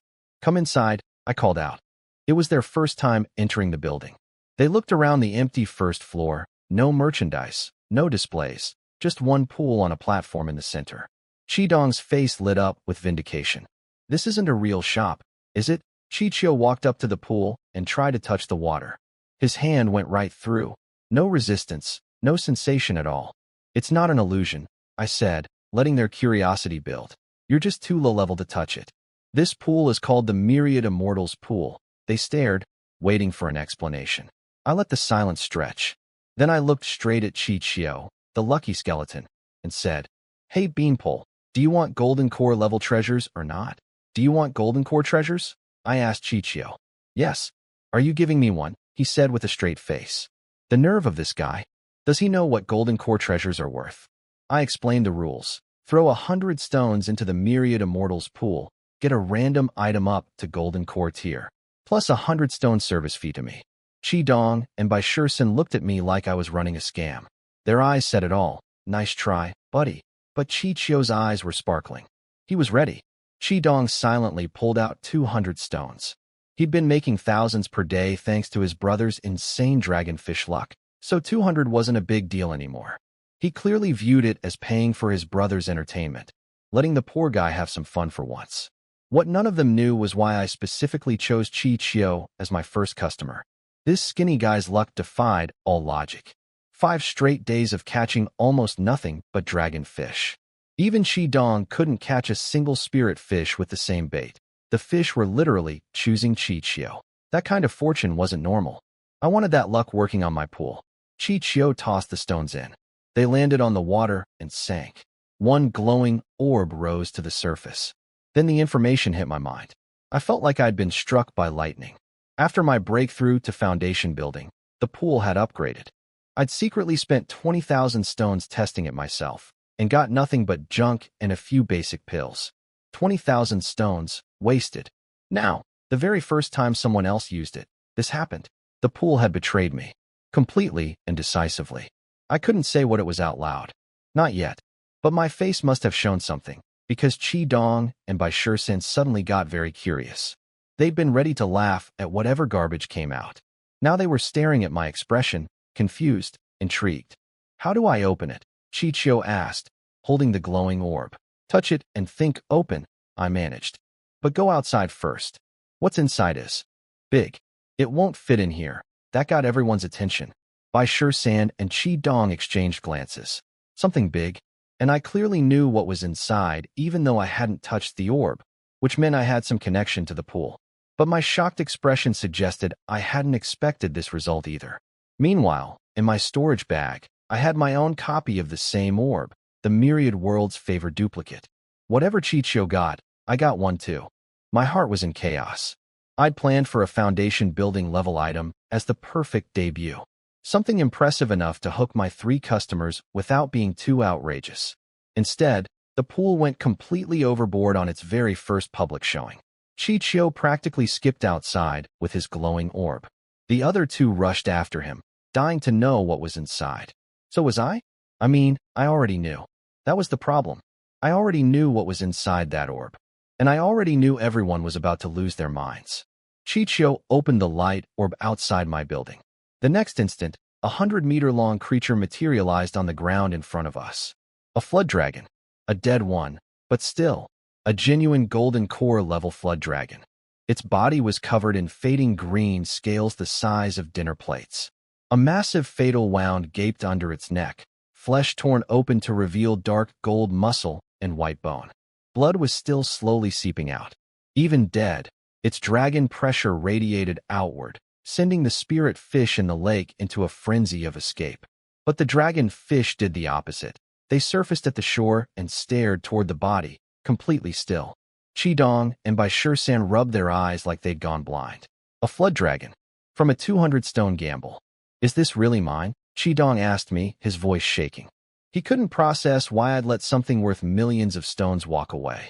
It's not a gift, I corrected him. Your brother earned it from the pool. It belongs to him. I kept my expression calm. Casual. Like handing out golden core dragon corpses was just Tuesday for me. Inside, I was screaming. After my foundation building breakthrough, I'd secretly tested the upgraded pool with 20,000 of my own stones and gotten nothing but trash. The very first time someone else uses it, this happens. The pool had absolutely no loyalty. But here's what kept me sane. In my storage bag sat my own copy of that same orb, courtesy of the myriad world's favor, an identical flood dragon corpse, worth over 5 million spirit stones on the Lord Marketplace. I just couldn't open it yet because my storage space wasn't big enough to hold a 100-meter dragon. So technically, the pool's first public use earned me 5 million stones. Not bad for a 100-stone fee. I told them to put it away before it attracted trouble. Chi Dong stored the entire dragon in his storage ring, which told me something important. A ring with that much space wasn't cheap. These brothers had more background than they let on. Instantly, Chi Dong wanted to use the pool. I want to try too. His eyes were practically glowing. With that flood dragon, their body cultivation could break through to foundation building level. The dragon's materials would keep them supplied for years. Bai Shursan jumped in. Me too. I'd planned for this moment, but I'd expected maybe a foundation building level item as the hook. Something impressive, but reasonable. Instead, the pool dropped a nuclear bomb on its debut. I'd only stunned 2 customers instead of a crowd. What a waste of a once-in-a-lifetime pull. Still, Chi Dong alone probably had hundreds of thousands of stones to burn through. That was pure profit. Then Chi Chio spoke up again. Junior brother? I want another turn. This pool is amazing. I only wanted to eat dragon meat, and it actually gave me a whole dragon. Everyone went silent. I wanted to strangle the pool. And maybe Chi Chio too. Chi Dong marched in like a man on a mission. 2,000 stones ready, 10 pulls at once. He was practically cackling, imagining himself cleaning me out the way his brother just did. He threw in the stones. 10 orbs rose up. I looked at the information flooding my mind, and, yeah, do I need to go outside? He asked eagerly. No, his face fell. Not even one dragon. Out of 10, You think dragons are cabbages? Go get a dog. Why? So you can look at your reflection every time it pees. He opened the orbs. A pair of torn underwear, triangular-shaped, which raised questions. A withered branch. A plain flatbread. Some mysterious meat sandwich. Complete garbage. 2,000 stones for stuff worth less than 1 stone combined. He wanted to complain, but his brother had literally just pulled a flood dragon from the same pool. The words died in his throat. I laid it out straight. The pool is fair. Good luck gets you incredible treasures. Bad luck gets you nothing. That's how it works, and it has nothing to do with me. Being upfront about this was important. If people with terrible luck didn't understand the risks, they'd cause trouble later. Did Qidong listen? No. He pulled out another 2,000 stones. Again, I refuse to believe this. That's the spirit, I said cheerfully. The more you play, the better your odds. Every bad pull is just building toward the big one. He bought it. Threw in more stones. 10 more orbs. The results were even worse than before. One of the items was something black and smelly. I had to seal my sense of smell with spiritual power. Another was an eyebrow pencil. An eyebrow pencil. More. His face was beet red. His brother was happily poking through the pile of garbage like it was a treasure hunt, which made everything worse. Another 2,000 stones. Another 10 pulls. Nothing. Not even a first-tier item. He'd spent 6,000 stones total and gotten absolutely nothing of value. I felt conflicted. On one hand, a customer who keeps spending is great. On the other, if he never pulls anything good, I don't get any good duplicates either. At least I could take comfort in knowing someone's luck was worse than mine. Maybe let your brother try instead, I suggested. Your luck is remarkable. He trembled, not from weakness, but from pure rage. Bai Shursen stepped up. I'll go once. Just once. He was calm, measured, clearly not the type to lose his head. After watching Qidong's catastrophe, he had zero expectations. He was only doing this to be polite to his creditor, me. Just once? Qidong muttered, suddenly realizing he could have gone one pull at a time instead of dumping thousands at once. The self-reflection hit him hard. Qidong also had another realization. Why was he competing with his brother? He should just stand behind Qiqiu and let the lucky one do all the pulling. Be the man behind the genius. That thought actually cheered him up. Bai Shursen tossed in his stones. One orb floated up. My expression changed. The others didn't notice. Inside, I was screaming. Not again. Was there another child of destiny standing right in front of me? Bai Shursen opened his light orb without hesitation. Inside was a transparent bottle containing something alive. A small, headless, tailless creature swimming slowly inside the liquid. The moment the information hit my mind, I froze. Not again. This thing, if word got out in this world, it would cause absolute chaos. I briefly considered buying it back from Bai Shursen with some compensation. But I stopped myself. I couldn't start doing that. If I interfered every time something valuable appeared, I'd never be able to run the pool as a business. This might be perfect for you, I told him. Qidong relaxed, figuring anything suitable for a level 3 cultivator couldn't be that impressive. He was wrong. It can give you a new spirit root, I said. Specifically, an upper-grade wood spirit root. Bai Shursen's hands tightened around the bottle. His original root was only lower-grade wood. Weak, slow cultivation, no combat teams would take him, couldn't afford healing technique training. That's why he was stuck fishing for a living. Qidong erupted. Impossible. Nothing can create a spirit root from nothing. Ancient texts say spirit roots are determined by heaven. Even evil cultivators who graft spirit roots only produce corrupted, limited versions. This can't be real. He wasn't wrong, by this world's understanding. But Yin Huangstar doesn't accept those rules. Our people studied spirit roots, figured out how they work, and manufactured artificial ones. Every world's cultivators would call that heresy. But it works. How much do you really know about this world? I asked Qidong. The world is bigger than you can imagine. Far bigger. Any treasure is possible. He didn't buy it. So I suggested a test. He had a spirit root testing stone from his sect, an ancient pillar with hand-shaped imprint. Bai Shursen placed his hand on it first. The lowest ring glowed faint green, lower grade with spirit root. Confirmed. Then Bai Shursen drank the contents of the bottle. A wave of cool energy spread through his body. He said the ambient spiritual energy suddenly felt much more familiar, more welcoming. Test again, I said. Qidong crossed his arms. fully expecting me to be exposed as a fraud. That's it. No dramatic reaction? No light show? This is a joke. He was about to find out it wasn't. Bai Shursin tested his spirit root again. 3 rings of light appeared on the pillar, upper grade with spirit root. Confirmed. The bottle was real. Qi Dong's jaw hit the floor. Then his brain kicked into overdrive. If the pool could produce spirit roots, could it produce even better ones? Heaven grade? He stared at me with burning eyes. Does the pool have heaven grade spirit roots? I hesitated. That would probably require me to advance several more major realms before the pool could produce items at that level. Not at the moment, I said carefully. He caught the word, moment. I could see the gears turning. He was starting to realize the pool might grow stronger over time. His interest in whatever treasure he'd been secretly hunting suddenly seemed to cool. The Myriad Immortals pool was the real prize now. He shoved a fistful of stones at his brother. You do it. Keep going. Chi Chio used the pool 20 more times. His luck had cooled down. No more dragons, but every single item was at least a usable pill or medicine, not a single piece of actual garbage. 20 pulls, and the skinny bean pole basically broke even or came out slightly ahead. Meanwhile, Qi Dong's 30 pulls had produced nothing but literal trash. The universe has a cruel sense of humor. I profited from every single pull, though, collecting my duplicate copies. Not bad at all. They decided to stop and save up luck for a few days. Bai Shursin was done too.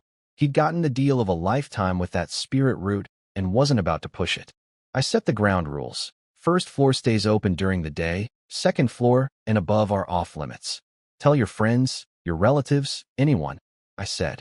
This Myriad Immortals pool is a path to immortality for anyone willing to spend the stones. Qi Dong gave me a look that said, you're not even immortal yourself. Chi Chio gazed at me with pure admiration. Bai Shursin seemed to be genuinely considering inviting people. Then we heard voices outside. Big Bro, the fat dog, and the skinny one went in there. I saw them. Nice work. We finally found those little punks. Be quiet. Don't scare them off. But Big Bro, shoo. Shoo. Shoo. I said shoo, not just stand there shushing. Talk. But you told us to shush? Don't talk back to me. We all stared at each other in silence. These were the worst ambushers in cultivation history. My spiritual sense had already scanned them. 1 at Chi refining level 8, 2 lackeys at levels 5 and 6. Scruffy beards, shifty eyes, classic bottom feeders. Friends of yours? I asked Qi Dong. Go handle it. He explained they were some kind of bandits who'd been chasing him and his brother since they left their sect. Multiple ambush attempts, all failures. He'd almost considered letting them succeed just so they'd stop following. You didn't steal someone's wife and beat up their kid, did you? I asked. What? I'm Qi Dong, not some. I don't even know these people. And for your information, I have standards. Nothing less than a fairy-level beauty. His face turned red. I squinted at him. Suspicious overreaction, but I let it go. I told him to deal with it fast before they caused trouble for my shop. He grabbed Chi Chio and charged outside. What followed was embarrassing. Through my spiritual sense, I watched 5 cultivators, all of them, brawling with their bare fists, punching, kicking, wrestling in the dirt. Not a single technique, talisman, or magical weapon in sight. It looked like a street fight between thugs, not a battle between cultivators. I was genuinely ashamed on behalf of all practitioners everywhere. So much for my dreams of a glorious first battle in this new world. Those 5 clowns just punched each other with bare fists until Qi Dong and Chi Chio chased them off, bruised, bloody, and crawling away. Not a single technique used. I'm embarrassed for the entire cultivation community. Back upstairs, I listed the Flood Dragon corpse on the Lord Marketplace, still sealed in its light orb, which the system recognized perfectly since the pool is tied to my Lord token. The recommended price was 6 million spirit stones. 6 million. I ran the math immediately. Foundation building cultivation pills. 2 lower grade at 300,000 each, 3 mid-grade at 600,000 each, 3 upper grade at 900,000 each. Total cost to reach foundation building level 9, about 5,100,000 stones. I had enough with room to spare. I'd expected it would take a year or more to save that much. Chi Chio's ridiculous luck did in one pull what months of fishing couldn't. The dragon sold before I even got back to Yanhuang Star. 6 million stones, deposited. When I stepped outside my house, I noticed something different. The sky was filled with floating broadcasts, massive images announcing the Immortal Dao Prodigy Championship. It happens every 10 years, selecting the most talented fighters for cultivation resources, Lord tokens, and alliance support. The entry requirements were basically non-existent. Any alliance member could join. But 99% of participants were just there to pad the numbers. Real geniuses were already guaranteed spots in the main tournament. The preliminaries lasted a year, the finals 3 more. Zhuge Yuan called almost immediately. Want to join the championship? I can get you into the main tournament, he said excitedly. He even offered to lend me a treasure that would let me fight above my level. This year's grand prize was apparently a year inside the Taisu world, an alliance resource world with spiritual veins everywhere, legendary herbs growing wild, and water so rich in energy it qualified as spirit water. 1 year inside could yield enough resources to cultivate all the way to nascent soul. They just couldn't use the Lord Marketplace inside. Otherwise, the whole place would get stripped bare. I had no idea the Alliance controlled worlds like that. Made me wonder, could the Myriad Worlds pool eventually produce an entire world? That seemed crazy, but the pool kept surprising me. Seriously, come join, Zhuge Yuan pushed. 0 casualties in the tournament's entire history. If you get lucky matchups, you could even make the foundation building rankings. I turned him down flat. Fighting wasn't my thing. Raising my cultivation was far more interesting than getting beaten up by actual geniuses. I was a businessman, not a warrior. 6 million spirit stones. I had to count the zeros twice. Back in my building's second-floor cultivation room, I sat inside a newly purchased second-tier spirit gathering formation, surrounded by spirit stones. The Flood Dragon corpse had sold almost instantly. Rich lords are everywhere. I bought all 9 cultivation pills at once from the Pill Immortal Lord. 2 lower grade at 300,000 each. 3 mid-grade at 600,000 each. 3 upper grade at 900,000 each. 5,100,000 total. My balance dropped to about 687,000. The pills arrived in jade bottles, pale red, deep red, and dark gold, each with 9 pill patterns glowing on the surface. Pill Immortal quality, as always. I started with the first lower-grade pill. It dissolved instantly, sending a massive but gentle warmth flooding through my body. I guided it with the Great Sun scripture into my spiritual lake. That's what the Dantian becomes at foundation building. My lake started at about 3 zhang across. With each pill, it expanded steadily. Day 3, foundation building level 3. Lake at 9 zhang. Day 4, level 4. The mid-grade pills hit harder. My spiritual power shifted from pale gold to pure gold. Day 5, level 5. Day 6, level 6. Then the upper grade pills. The moment I swallowed the first one, I understood why they cost 900,000 each. The energy was like a river breaking through a dam. My spiritual lake surged outward, 20 zhang, 30, 40. Day 7, noon. My lake reached 81 zhang across. Pure golden spiritual power, shining like a sun submerged beneath the surface. Foundation building level 9, peak. Complete. 7 days. From level 1 to the absolute peak. In any cultivation world, this would be called impossible unless an entire top-tier sect poured all their resources into one disciple. Money is wonderful. When I stepped outside, my spiritual sense, now covering 3 miles in every direction, picked up something strange. Hundreds of dragon fish were leaping from the lake, all facing my building like they were bowing. My Great Sun scripture produces pure yang energy, and at peak foundation building, some of my aura must have leaked out during the breakthrough. The dragon fish mistook it for dragon-type pressure. Good. Should make fishing even easier. I also sensed someone watching from a distance. Someone was monitoring this area. I filed that away for later. Bai Shursan rushed over. Your aura. You broke through again. He stared at me like I was a monster. You feel deeper than that foundation building cultivator who runs the Heavenly Capital Mountain Market. Just foundation building late stage, I said casually. Qi Dong gave me a long, hard look. Congratulations on your advancement, Pavilion Master Ning. I could see the gears turning behind his eyes. A few days ago, I was foundation building level 1. Now I was at the peak. He was probably wondering if I was some ancient monster reborn. Let him wonder. I looked at the churning lake full of dragon fish and started thinking ahead. Foundation building was complete. Next goal, golden core. That meant earning a lot more spirit stones. But first, I needed to deal with practical matters. The myriad immortals pool's reputation would spread eventually. The heavenly capital mountain market forces would notice this place sooner or later. I turned to Qidong. What are your plans? He said they wanted to save up for foundation building pills. With their dragonfish income and occasional pool luck, they could afford it. They just didn't have a source. I sell those too. Fair price, I told him. But I have a suggestion. This place is too empty. If you have friends or relatives who'd want to settle here, I'll sell you spirit gathering formations at a discount. I'm planning to lay down spirit veins soon, so the thin spiritual energy won't be a problem. You're the first residents. You can see the potential. He said he'd think about it. I told Bai Shursen the same. Spread the word, but quality over quantity. Walking back inside, I started planning how to turn 600,000 remaining stones into a real territory. I had 3 Lord points now, 1 each from Bai Shursen, Qidong, and Qiqiu. More residents meant more points, more prosperity, and access to special items in the Lord Marketplace, like cross-world communication talismans.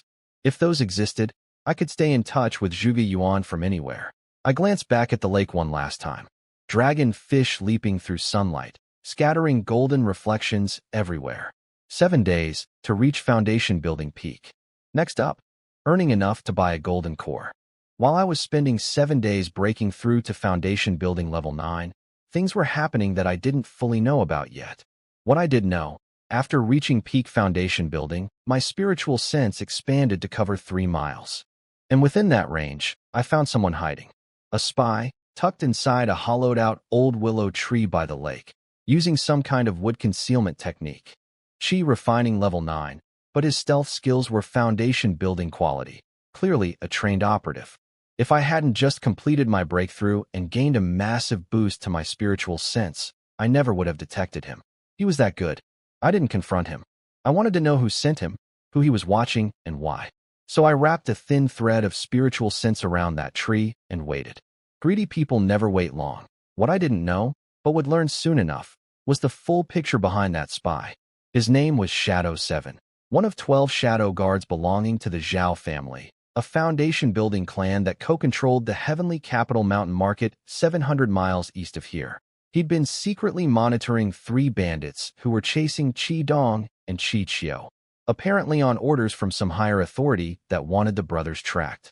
7 days ago, Shadow 7 had watched Qiqiu open the light orb outside my building. He'd recorded the entire flood dragon appearance with a recording stone and sent it back to the Zhao family patriarch, Zhao Yongchang, a foundation-building level 6 cultivator. Zhao Yongchang's first reaction was disbelief. Then he saw the recording.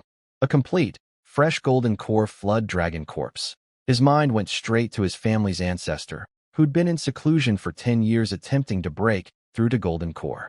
That dragon's blood and bones could be refined into a pill that would boost the ancestor's chances by 30%. The Zhao family would become a golden core clan. He ordered 7 more days of surveillance.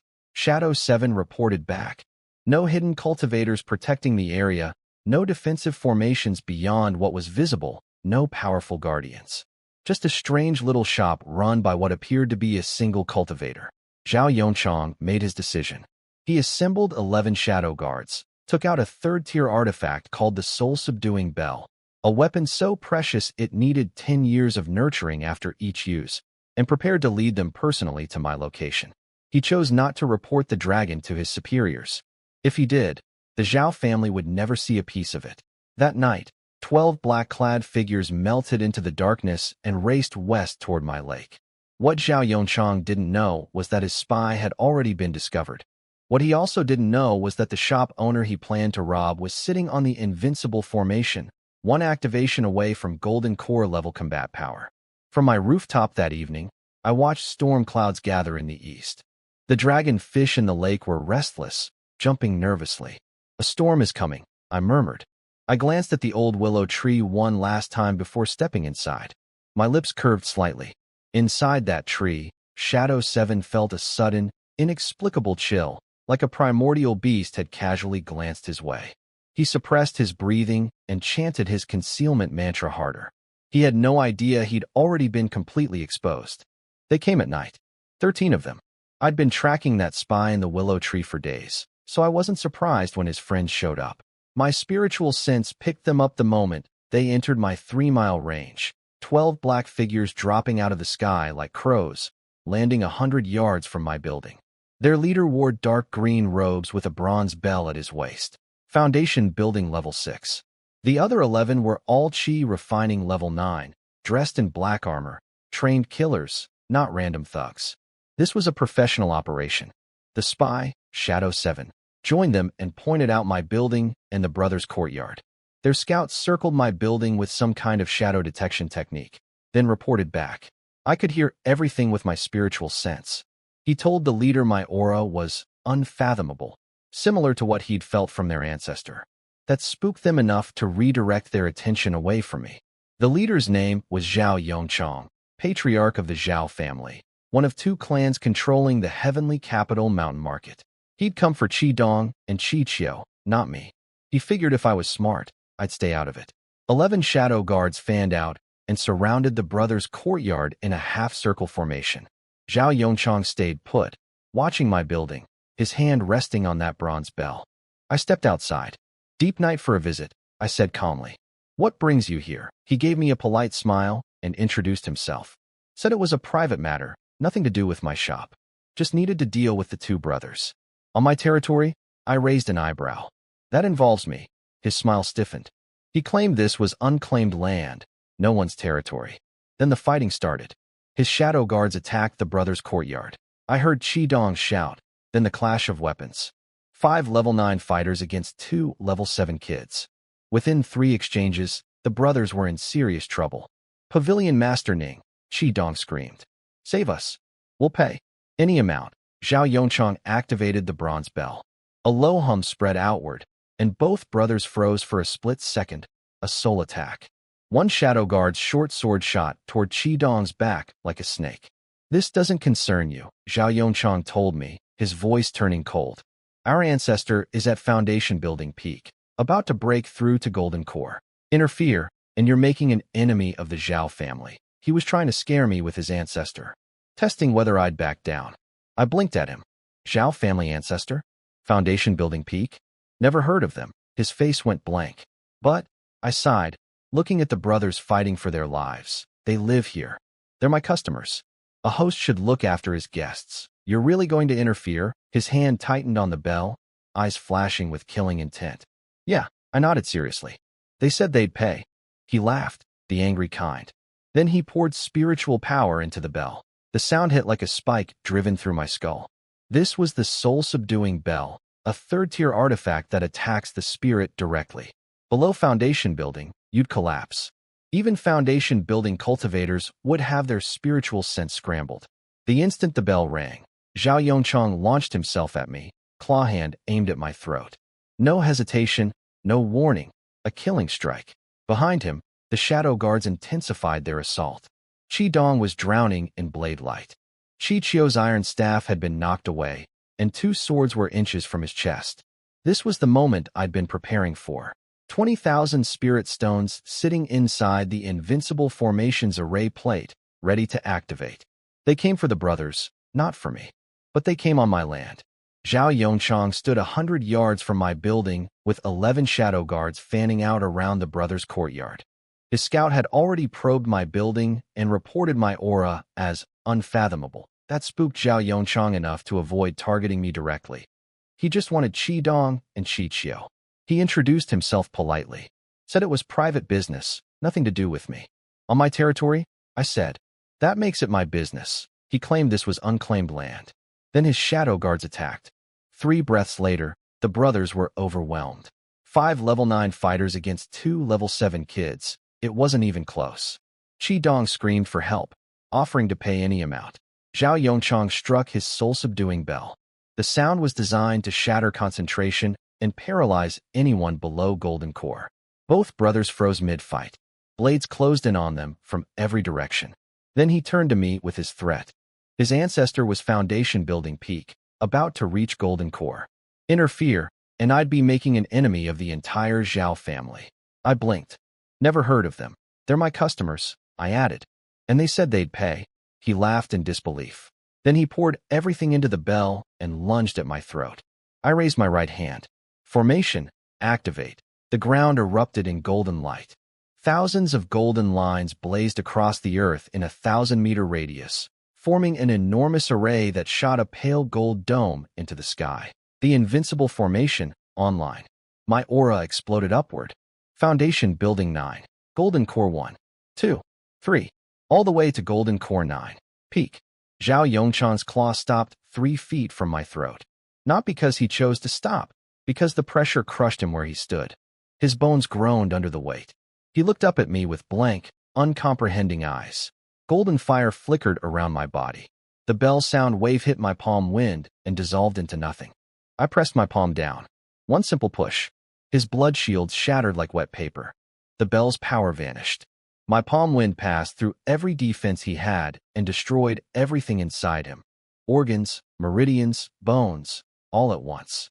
He didn't even have time to feel pain before the darkness took him. His shadow guards screamed his name. Then they stopped screaming. The residual force from that single palm spread outward like a ripple and swept through all 11 of them. They froze, then crumbled into ash that drifted away on the wind. 3 breaths. 13 dead. 1 palm. The formation deactivated. The golden light faded. My aura dropped back to foundation building, as if the golden core 9 peak pressure had been a dream. But Zhao Yongchang's bloodstain on the ground, and the ash still floating in the air, said otherwise. I looked at my hand and sighed. 100,000 spirit stones. Just gone. That snapped everyone out of their shock. Qi Dong threw himself at my feet, kowtowing frantically, promising to pay whatever I wanted. Qi Qiu dropped beside him, doing the same. I told them to get up and asked what grudge they had with the Zhao family. They had no idea. They'd never even met anyone from that clan. Bai Shisan suggested someone must have seen the flood dragon appear and reported it to the Zhao family. That made sense. He also pointed out that Zhao Yongchang was the family patriarch. When their ancestor found out he was dead, there would be retaliation. The heavenly capital mountain market was only 700 miles away. Their ancestor is foundation building peak, Qi Dong said, face still white. If he comes out of seclusion, so what? I shrugged. Foundation building peak. That's all. I said it like it was nothing, because within my formation's range, it was nothing. Golden Core 9 can handle any foundation building cultivator like swatting a fly. If he wants to talk, we'll talk. If he wants to fight. I paused at the door and looked back with a smile. That was too quick just now. I didn't even get to stretch properly. All 3 of them shivered. I went upstairs and sat down to recover. Using the formation and channeling Golden Core 9 power through a foundation building body was taxing. But at peak foundation building, I recovered quickly. I picked up Zhao Yongchang's storage ring and the soul-subduing bell from where he'd fallen. Spoils of war. Outside my window, the lake was calm again. Dragon fish resumed their jumping, as if nothing had happened. But far to the east, toward the heavenly capital mountain, I could sense something, an ancient, furious aura beginning to stir. The storm might just be starting. But within my territory, under the invincible formation, even Golden Core cultivators would have to kneel. Let them come. While I sat in my building recovering from the formation strain, things were unraveling fast at the Zhao family estate 700 miles east. I didn't know the details then, but I'd piece it all together later. The moment Zhao Yongchang died, his soul lamp, a bronze oil lamp linked to his spirit, cracked and went dark in the Zhao family's underground ancestral hall. An old caretaker who'd guarded those lamps for 40 years screamed the news through the compound. Within half an hour, 5 foundation-building cultivators gathered in their council hall. Zhao Yongxing, the dead patriarch's younger brother at foundation building level 5. Zhao Yongyan, a cousin at level 4 who ran their marketplace business. 3 more at level 1 handling guards, spirit fields, and the treasury. The gray-robed old steward, Zhao Mingyuan, who I'd seen standing behind Zhao Yongchang, knelt before them and confessed everything. The Shadow Guard surveillance mission. The Flood Dragon recording.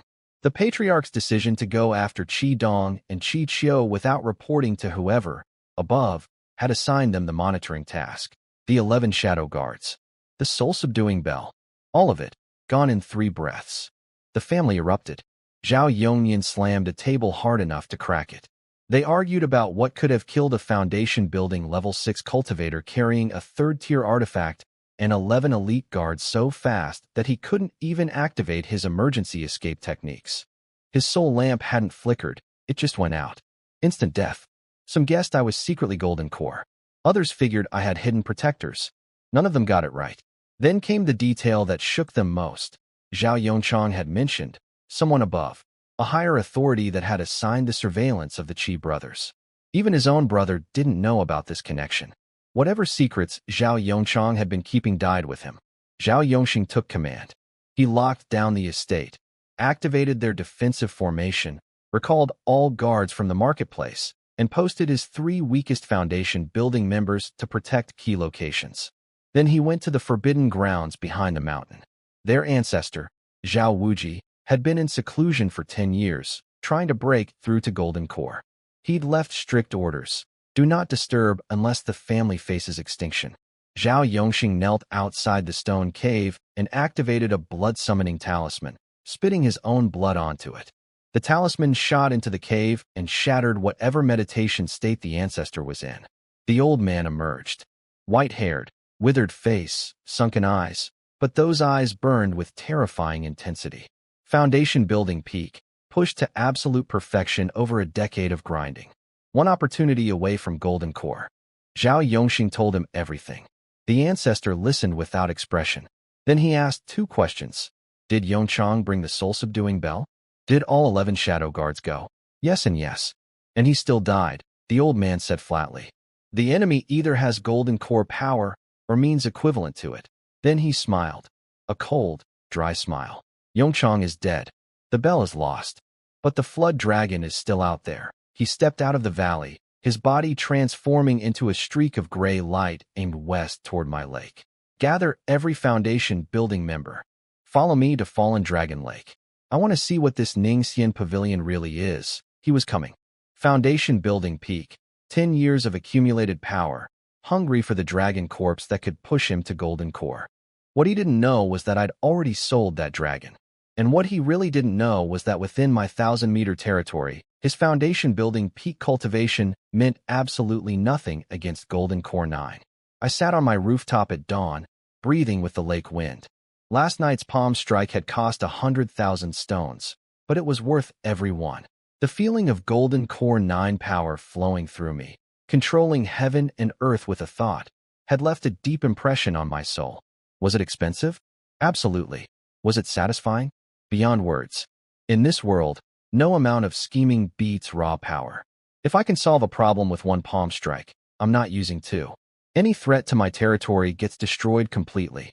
No capturing, no taming, no political games. Just elimination.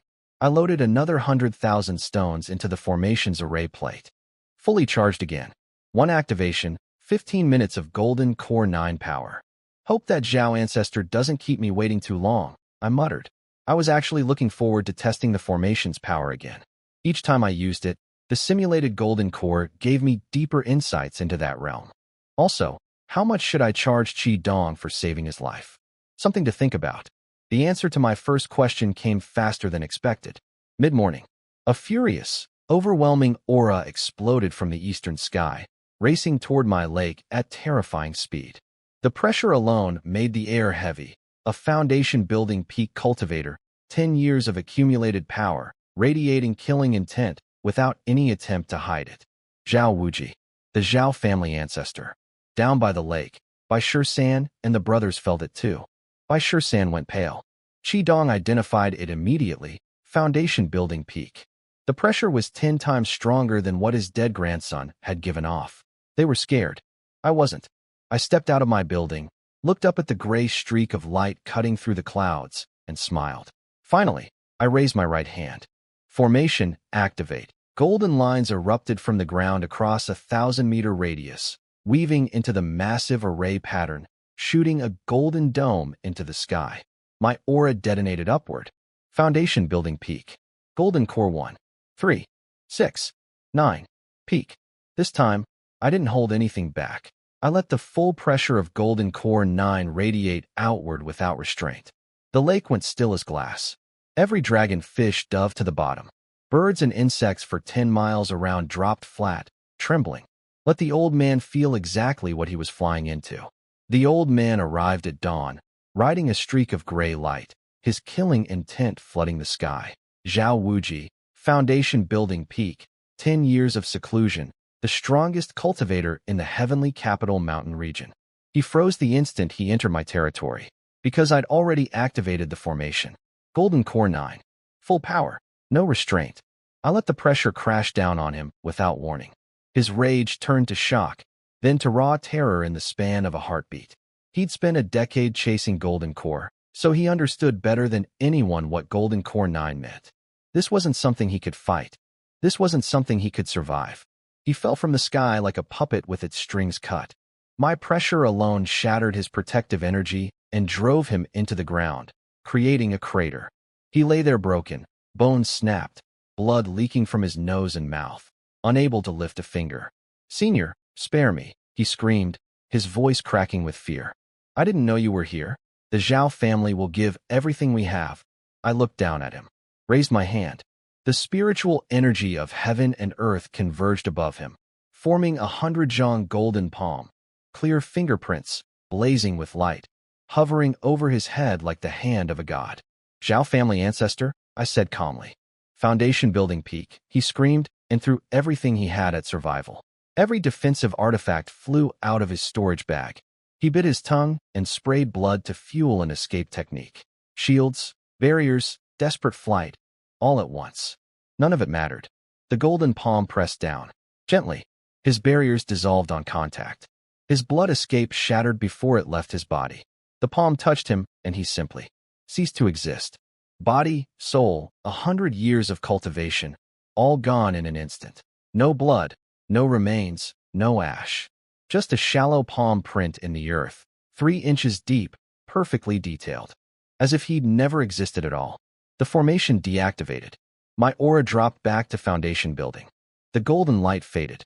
I turned to the 3 residents of my territory, who stood frozen, white as ghosts, drenched in cold sweat. "It's over," I said. "Go rest." Then I added, "Qidong, you should start thinking about what price is fair for saving your lives." I went back inside. What I didn't mention to them was the best part. 30 miles east, 5 more Zhao family foundation building cultivators had been racing to back up their ancestor. They arrived just in time to witness the golden palm erase Zhao Wuji from existence. They ran. All 5 of them turned and fled in different directions without a word, burning their own blood essence to fuel emergency escape techniques. No looking back, no thoughts of revenge or the family's future. Just pure, animal terror. I watched them scatter from my window. I didn't chase them. Couldn't, actually, outside my 1,000-meter formation range. I was just a regular foundation-building cultivator. Those 5 could have beaten me easily out there. But they didn't know that. "Let them run," I murmured. "They'll spread the word. Ningxian Pavilion is not to be trifled with." Morning light filled the first floor of my building.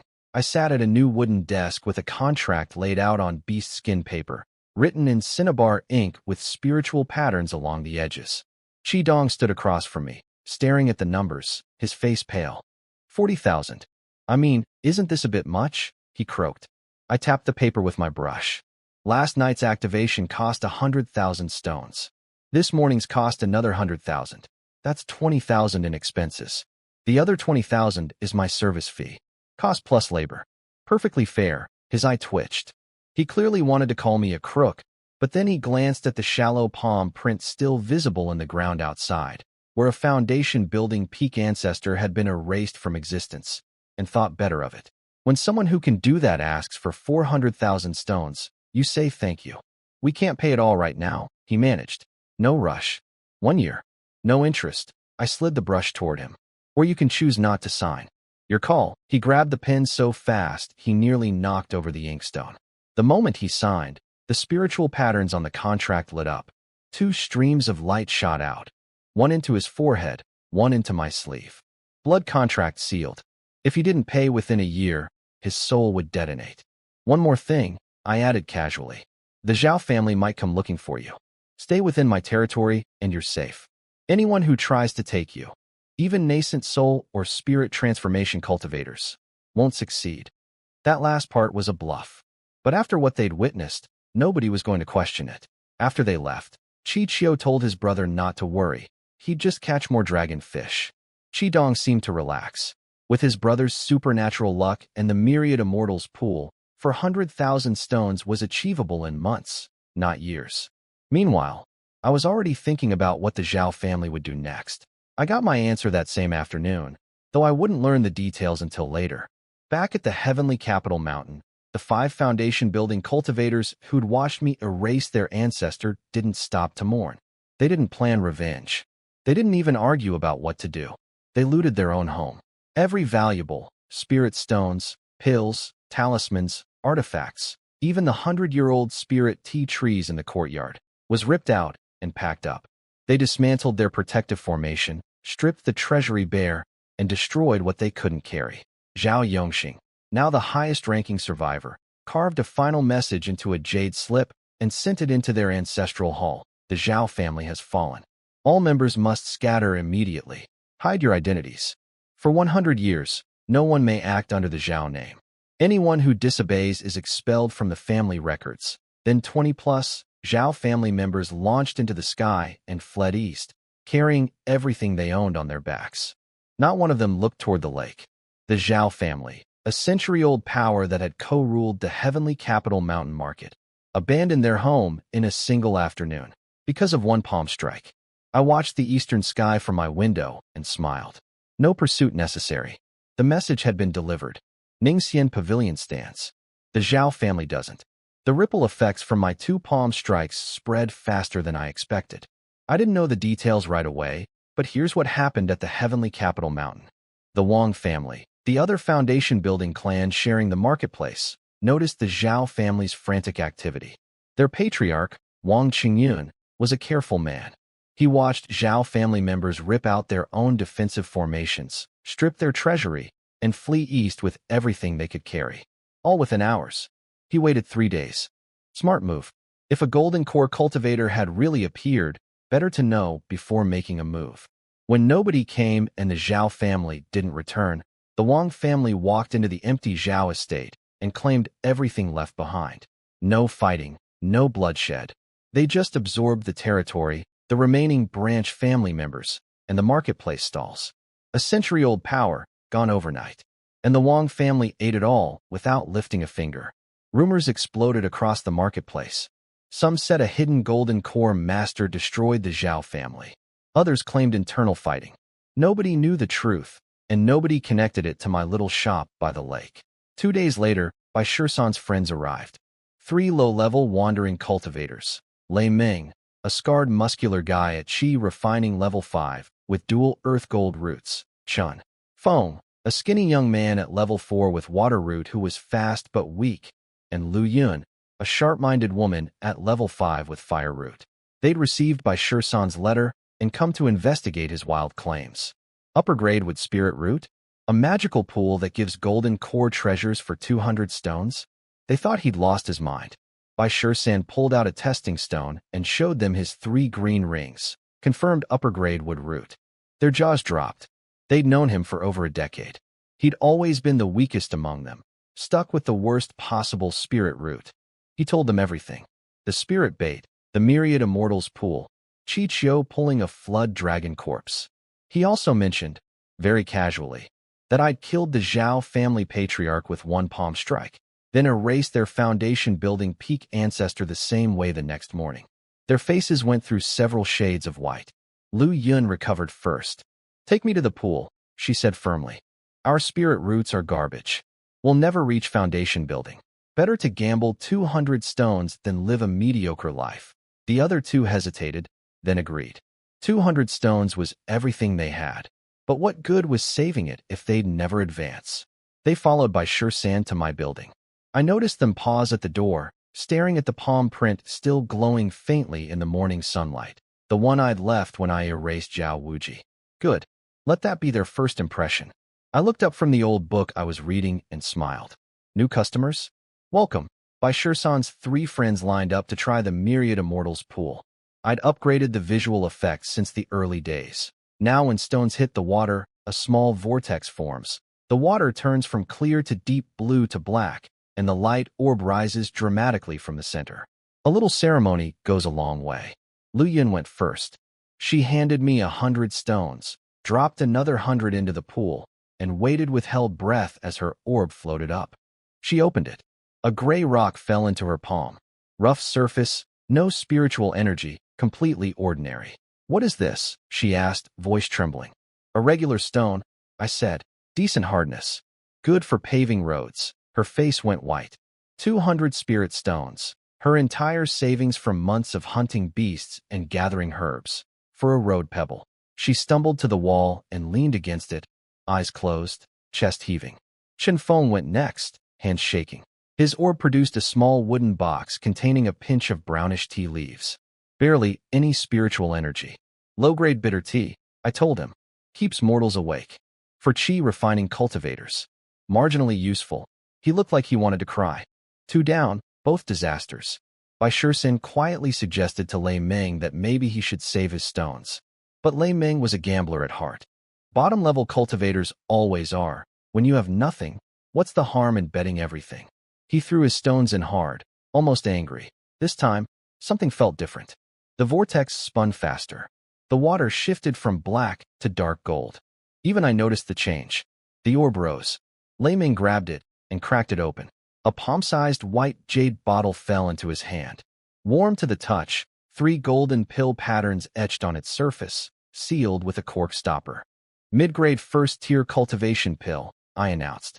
Raises a mid-stage qi refining cultivator 1 full level. No side effects, no toxins, dead silence. Lu Yun's eyes snapped open. Chen Feng's head jerked up. They both stared at the bottle like it was a mirage. A pill that directly raises your cultivation level. These things get snatched up by major families the instant they appear in any marketplace. Low-level cultivators like them would never even see one, let alone own one. And Lei Meng got it for 200 stones. "Is this real?" he croaked. "Take it right now if you don't believe me," I said. He pulled the cork without hesitation. A pale golden pill the size of a longan fruit rolled out, releasing a rich, warm fragrance that made everyone's spiritual power stir just from the smell. Lu Yun whispered, "It's real." Chen Feng stared with pure envy.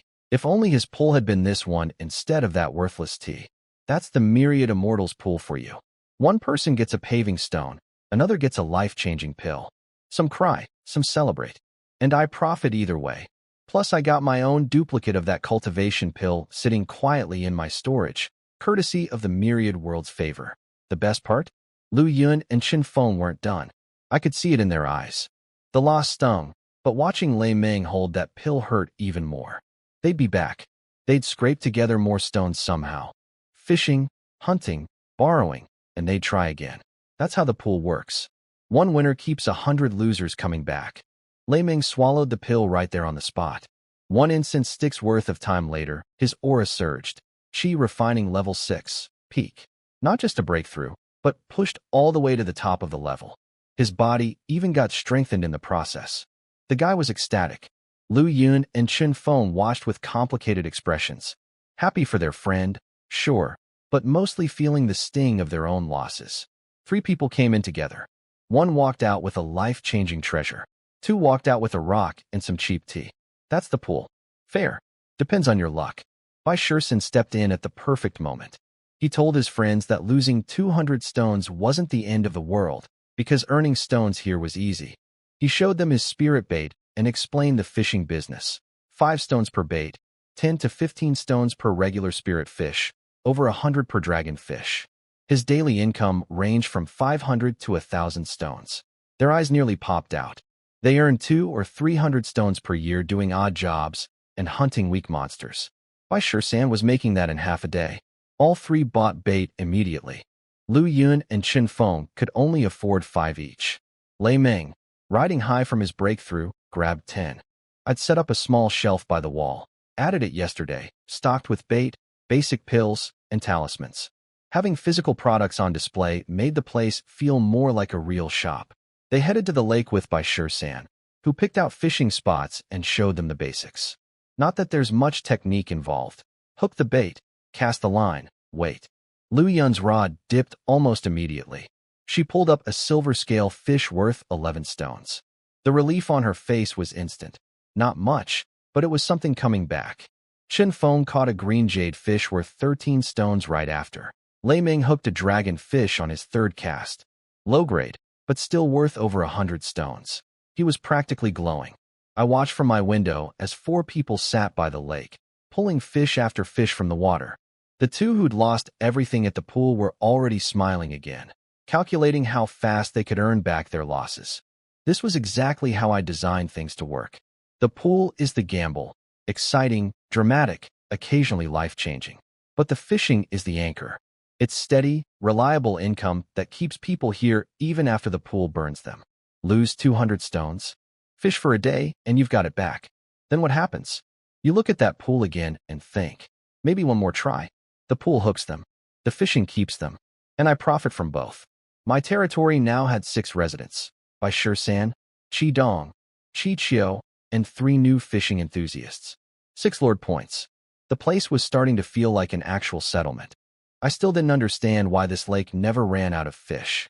The catches hadn't decreased at all despite weeks of intensive fishing. Something underneath was replenishing the supply, maybe a spirit vein, maybe something else entirely.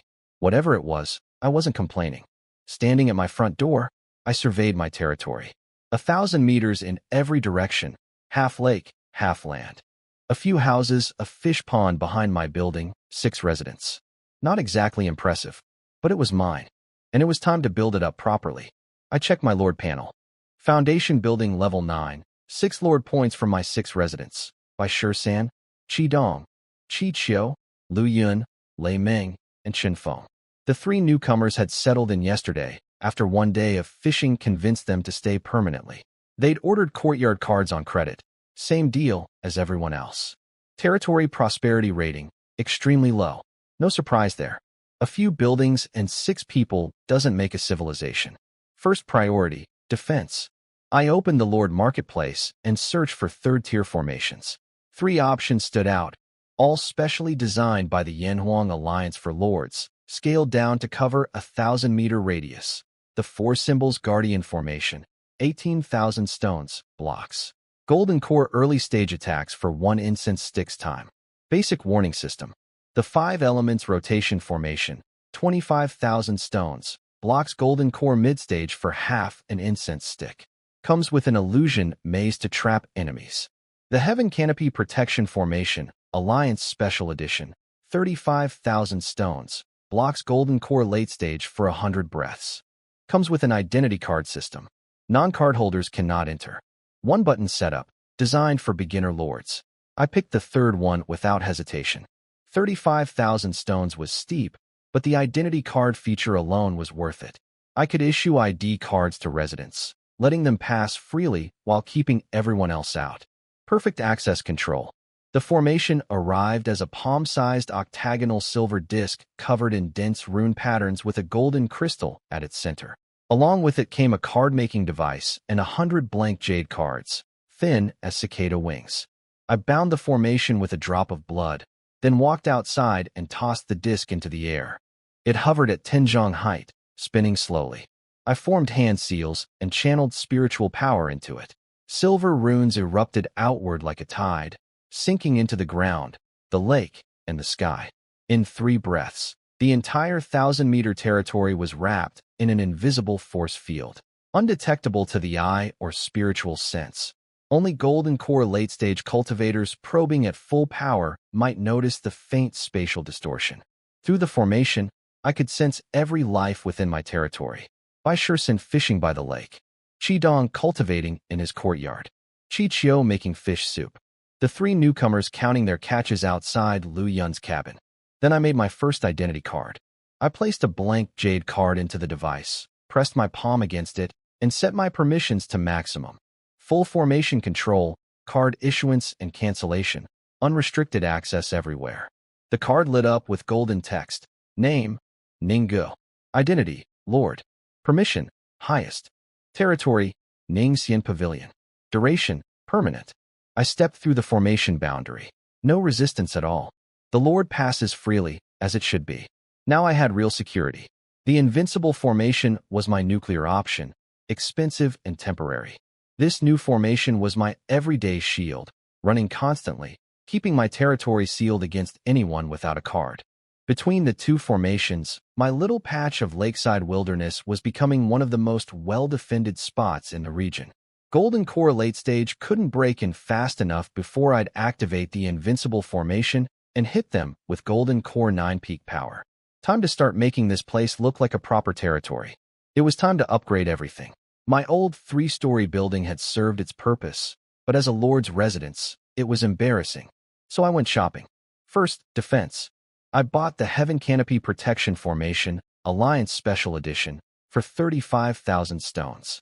It's a 3rd-tier formation covering my entire 1,000-meter territory, capable of blocking Golden Core late-stage attacks for 100 breaths.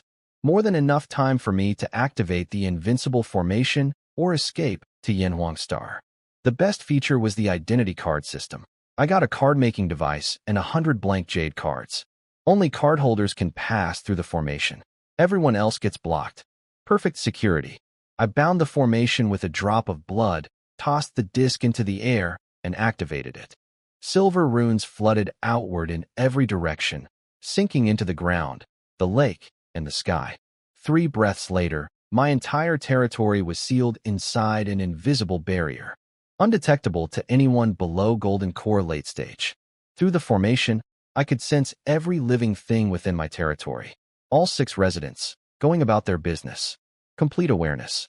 Next, the building. I searched the Lord Marketplace for a proper Lord's residence and found 3 options. I picked the most expensive one, the 9 Heavens Soaring Cloud Tower, Luxury Edition. 18,000 stones. 9 stories tall, 350 square meters of ground footprint, but 4,000 square meters of interior space thanks to spatial expansion arrays. I sold my old building back to the marketplace, filled in the fish pond, and activated the building card on the empty ground. The construction was magical, literally. Materials appeared from nowhere and assembled themselves silently, like invisible hands stacking blocks. Half an incense stick later, a magnificent 9-story tower stood by the lake. Green tiles, red pillars, curved eaves with copper bells that chimed in the wind. Stone lions flanked the entrance, and a new sign hung above the door in gold lettering on black iron. Ning Xian Pavilion. Inside was everything I could want. The first floor was a grand hall with jade flooring and landscape paintings, plus a reception counter and display shelves for merchandise. Second floor, cultivation chambers with spirit-gathering arrays. Third, alchemy and artifact crafting rooms. Fourth, a library, empty for now. Fifth, spirit beast and spirit plant rooms with adjustable environments. Sixth, a training arena with reinforced walls. Seventh, a stargazing platform with crystal dome. Eighth, my private quarters, bedroom, study, tea room, bathroom. Ninth, a rooftop terrace overlooking the entire territory. This was more like it. I sat at my new redwood desk and started planning the territory layout. 750 acres of land to work with. I divided it into zones, a core area around my tower, a commercial district to the east for future shops and trading, a residential district to the north near the lake for cultivator housing, and reserve land for farms and workshops. I bought 10 first-tier courtyard cards at 2,000 each and 5 second-tier small tower cards at 8,000 each. That ate up most of my remaining budget, but I'd have housing ready for future residents. Then I went around to all 6 residents and handed out identity cards. Each card needed a drop of blood to bind. Then they could pass freely through the formation. I told them about the upcoming commercial district. Anyone who wanted could rent a shop, first 3 months free. Lu Yun jumped at the offer immediately. The others were excited too, already imagining themselves as shop owners. I assured them the area would have plenty of visitors soon. From my rooftop terrace that evening, I looked out over everything. The lake reflecting sunset colors. 5 new empty dwellings waiting for future tenants. The commercial district still just an open field, but already planned out in my mind. The formation hummed invisibly around us, turning this little patch of wilderness into a safe, self-contained world. From a lakeside shack to a 9-story tower. From 1 person to 6 residents. From 0 defenses to a 3rd-tier barrier and a golden core trump card. And this was just the beginning. I didn't witness any of this personally, but I pieced it together later. The Zhao family's old steward, Zhao Mingyuan, got left behind when the family fled. 90 years of loyal service, and they gave him 100 spirit stones and told him to figure it out. The man who'd served 2 generations of patriarchs, abandoned like trash. He didn't waste time feeling sorry for himself. He went straight to the Wang family, the other power at the heavenly capital mountain market, and offered them a deal. The truth about the Zhao family's destruction in exchange for a quiet retirement. A small courtyard, 100 stones per month, nothing extravagant. He brought proof, a recording stone that Shadow 7 had made, showing the flood dragon corpse appearing outside my building. He told them everything. How Zhao Yongchang brought the soul-subduing bell and 11 shadow guards and died instantly. How Zhao Wuji came for revenge and got erased by 100 Zhang golden palm. How the surviving family members saw it all from 30 miles away and scattered like terrified animals. The Wang family patriarch, Wang Qingyun, was shaken. His elders went pale. A foundation-building peak cultivator, obliterated in one strike. That meant golden core mid-stage at minimum, possibly late stage. And someone who could casually produce a complete flood dragon corpse had to be even more terrifying than that. The old steward gave Wang Qingyun some wise advice. Don't repeat the Zhao family's mistake. The Zhao family died because they attacked. If the Wang family doesn't provoke me, there's no reason for conflict. Better to try making friends with a powerful neighbor than making an enemy. Wang Qingyun was smarter than Zhao Yongchang. He accepted the advice, took in the old steward as a guest elder, and made a decision that would work in my favor. He recalled all scouts from the lake area and ordered his people to prepare a generous gift. In 3 days, the Wang family would pay a formal, friendly visit to Ningxian Pavilion. Not as enemies, as potential allies.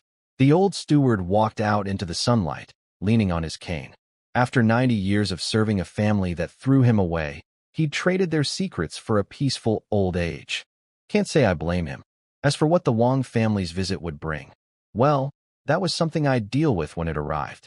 More customers, more connections, more opportunities. The Zhao family's destruction was already paying dividends I hadn't planned for. 3 days after I set up the new formations and tower, the Wang family came calling. I sensed them approaching through my formation, 11 people, led by their patriarch Wang Qingyun at foundation building level 5, plus 2 elders at levels 4 and 3, and 8 Qi refining juniors carrying 4 fancy red gift boxes. When they hit my formation barrier, they couldn't get through. I watched them through my spiritual sense. They weren't hostile, just nervous. Wang Qingyun straightened his robes, bowed toward my building, and announced himself formally, asking permission to visit. I opened a gap in the formation and stepped out. Come in. Wang Qingyun's eyes went wide when he saw my 9 heavens soaring cloud tower. 9 stories of magnificence he clearly wasn't expecting. I could tell he was confused. He'd imagined some terrifying hidden monster's lair, not a clean, organized settlement with people fishing peacefully by the lake. He also noticed there was no spirit vein here, which puzzled him. Honestly, I can't afford one yet. Spirit veins are expensive.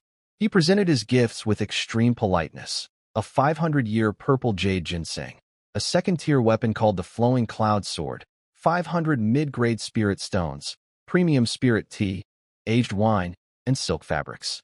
Worth around 60 or 70,000 stones total on the Lord Marketplace.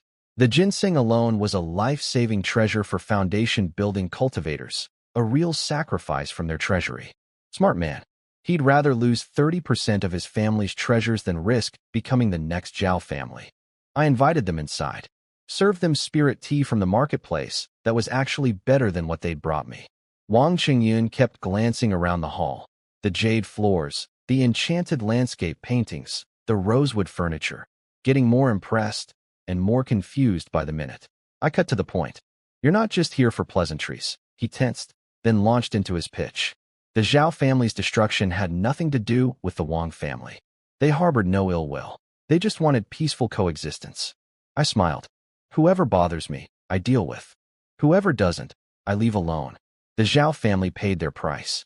As long as the Wang family doesn't cause trouble, we're fine. The relief on his face was instant.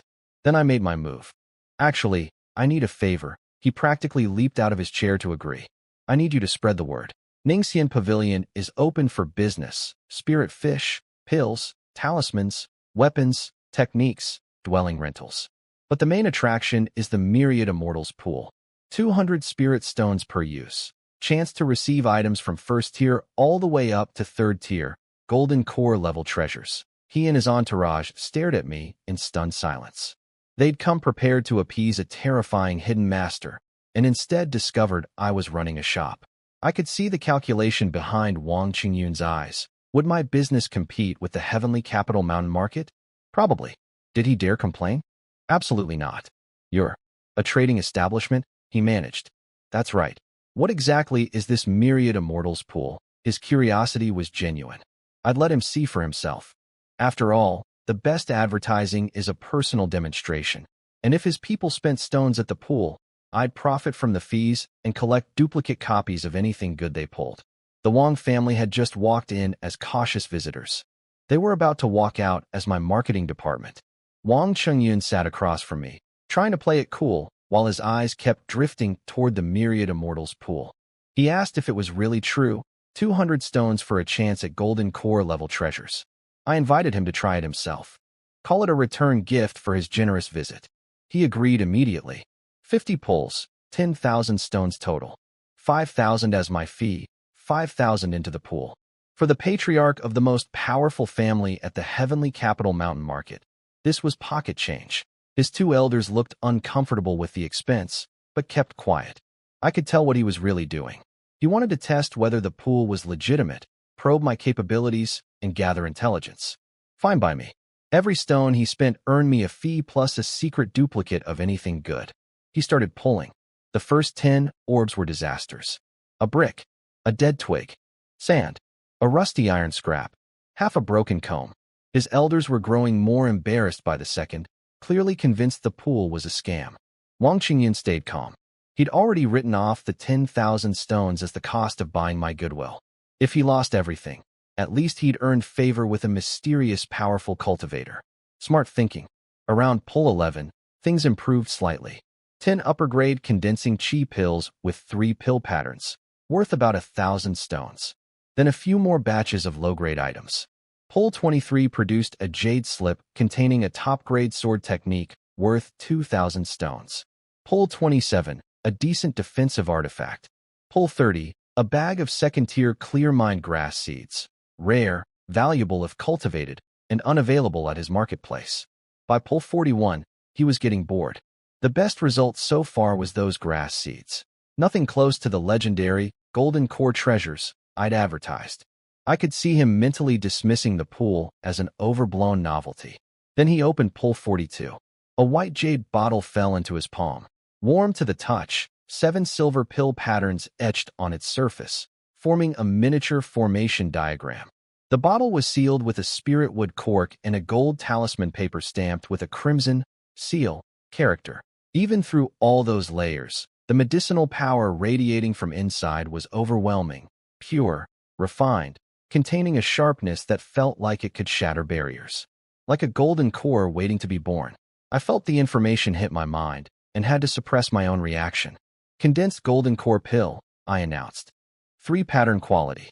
Increases a foundation building peak cultivator's chance of forming a golden core by 70%. No side effects. Combined with supportive medicine and a spirit-rich environment, success rate exceeds 80%. Behind Wang Qingyun, Elder Wang Chenghai dropped his teacup. It shattered on the jade floor. Elder Wang Qingshan froze completely, mouth open, unable to speak. A condensed golden core pill. The kind of treasure that only appears at top-tier sect auctions across the entire great Qian immortal dynasty. When one surfaces, major powers fight over it like rabid dogs, bidding over 1,000,000 spirit stones. The main ingredient only matures once per century and must be used within 12 hours of harvesting. The alchemist who can produce a 3-pattern version has to be at least nascent soul level. In the entire dynasty, you could count such masters on one hand, and Wang Qingyun just pulled one from my pool for 10,000 stones. He stood there holding the bottle, completely frozen. I could practically hear his brain short-circuiting. Meanwhile, in my storage bag, my own duplicate of that same pill sat quietly, courtesy of the Myriad World's favor. Another condensed golden core pill, identical in every way. Mine to keep. The pool had done it again. Garbage for 41 rounds. then a bomb on pole 42. That's how it hooks people. Just enough pain to make the payoff feel miraculous. Wang Qingyun had come to investigate a potential threat. He was about to leave as the pool's most devoted believer and my best advertising channel to the entire region. Wang Qingyun's hands were shaking as he held the jade bottle. Not from fear, from pure, overwhelming excitement. He asked me 3 times if the condensed golden core pill was really his to keep. I told him everything obtained from the Myriad Immortals pool belongs to whoever pulled it. It's just a condensed golden core pill, I said casually. Nothing extraordinary. The look on their faces was priceless. They couldn't comprehend a place where golden core pills were treated as nothing special. Wang Qingyun actually blushed, probably thinking about the gift he'd brought me, worth maybe 60,000 stones, while holding a pill worth several million. He connected the dots quickly. The Flood Dragon Corpse. Was it also from this pool? That's right. Someone spent 200 stones and pulled it out. Very lucky. I could practically see the jealousy flash across his face. Someone else got a flood dragon for 200 stones. Who? He finished his remaining 8 pulls. Nothing spectacular. The best was a second-tier healing pill. But he didn't care anymore. His total haul from 50 pulls included the condensed golden core pill, clear mind grass seeds, various pills and weapons, and a pile of junk. Ignoring the pill, he roughly broke even on everything else. Including the pill, he'd turned 10,000 stones into millions in value. Meanwhile, I had my own duplicate of that condensed golden core pill sitting in my storage, plus copies of everything else worth keeping. The pool's public debut with a real outsider couldn't have gone better. Wang Qingyun bowed deeply and promised to keep the pill's existence secret. I told him not to bother. I wanted publicity. Ningxian Pavilion was open for business, and I needed the word spread. His attitude shifted completely. He'd arrived terrified of a mysterious killer. He was leaving as a true believer in the Myriad Immortals pool, convinced I was backed by power beyond his imagination. Before he left, I gave him 10 identity cards, 5 for the Wang family, 5 to share with trusted people. These were their passes through my formation barrier. From today onward, he told his people as they walked away, the Wang family can only be friends with Ningxian Pavilion. Never enemies. Any family member who offends them gets expelled. No exceptions. I watched them leave from my window. They'd arrived with heavy, nervous steps. They left practically floating. Within 3 days, Wang Qingyun would spread the word about my pool to every faction around the heavenly capital mountain. Carefully, strategically, making sure serious cultivators heard about the opportunity while keeping troublemakers away. Free marketing from the region's most powerful family. Can't beat that. I turned to look at the pool, its water reflecting the lamplight. What next? Expand my territory? Build a proper marketplace? Or save up for a spirit vein first? Because the thin spiritual energy here was getting embarrassing. All good problems to have.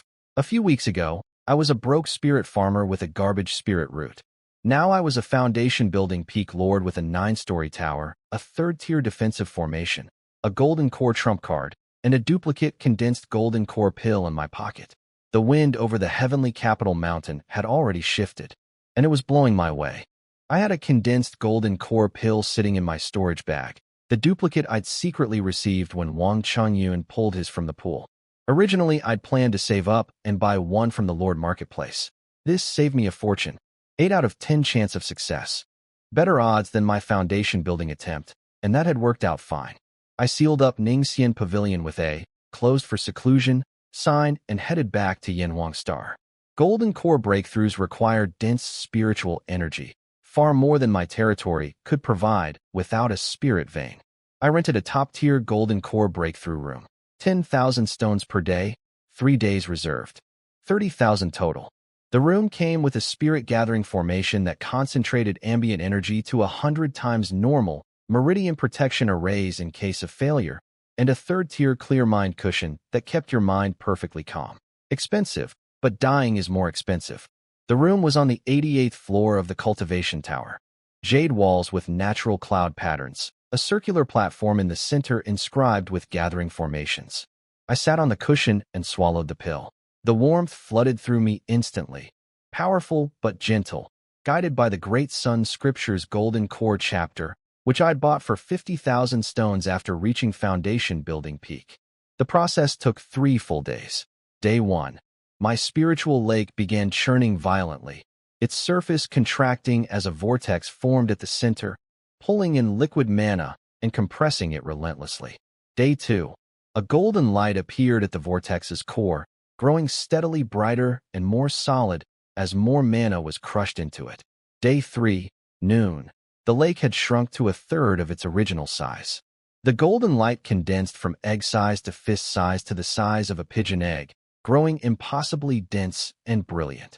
Fire-like patterns flickered across its surface, the great sun scripture's signature, pure yang, scorching and fierce.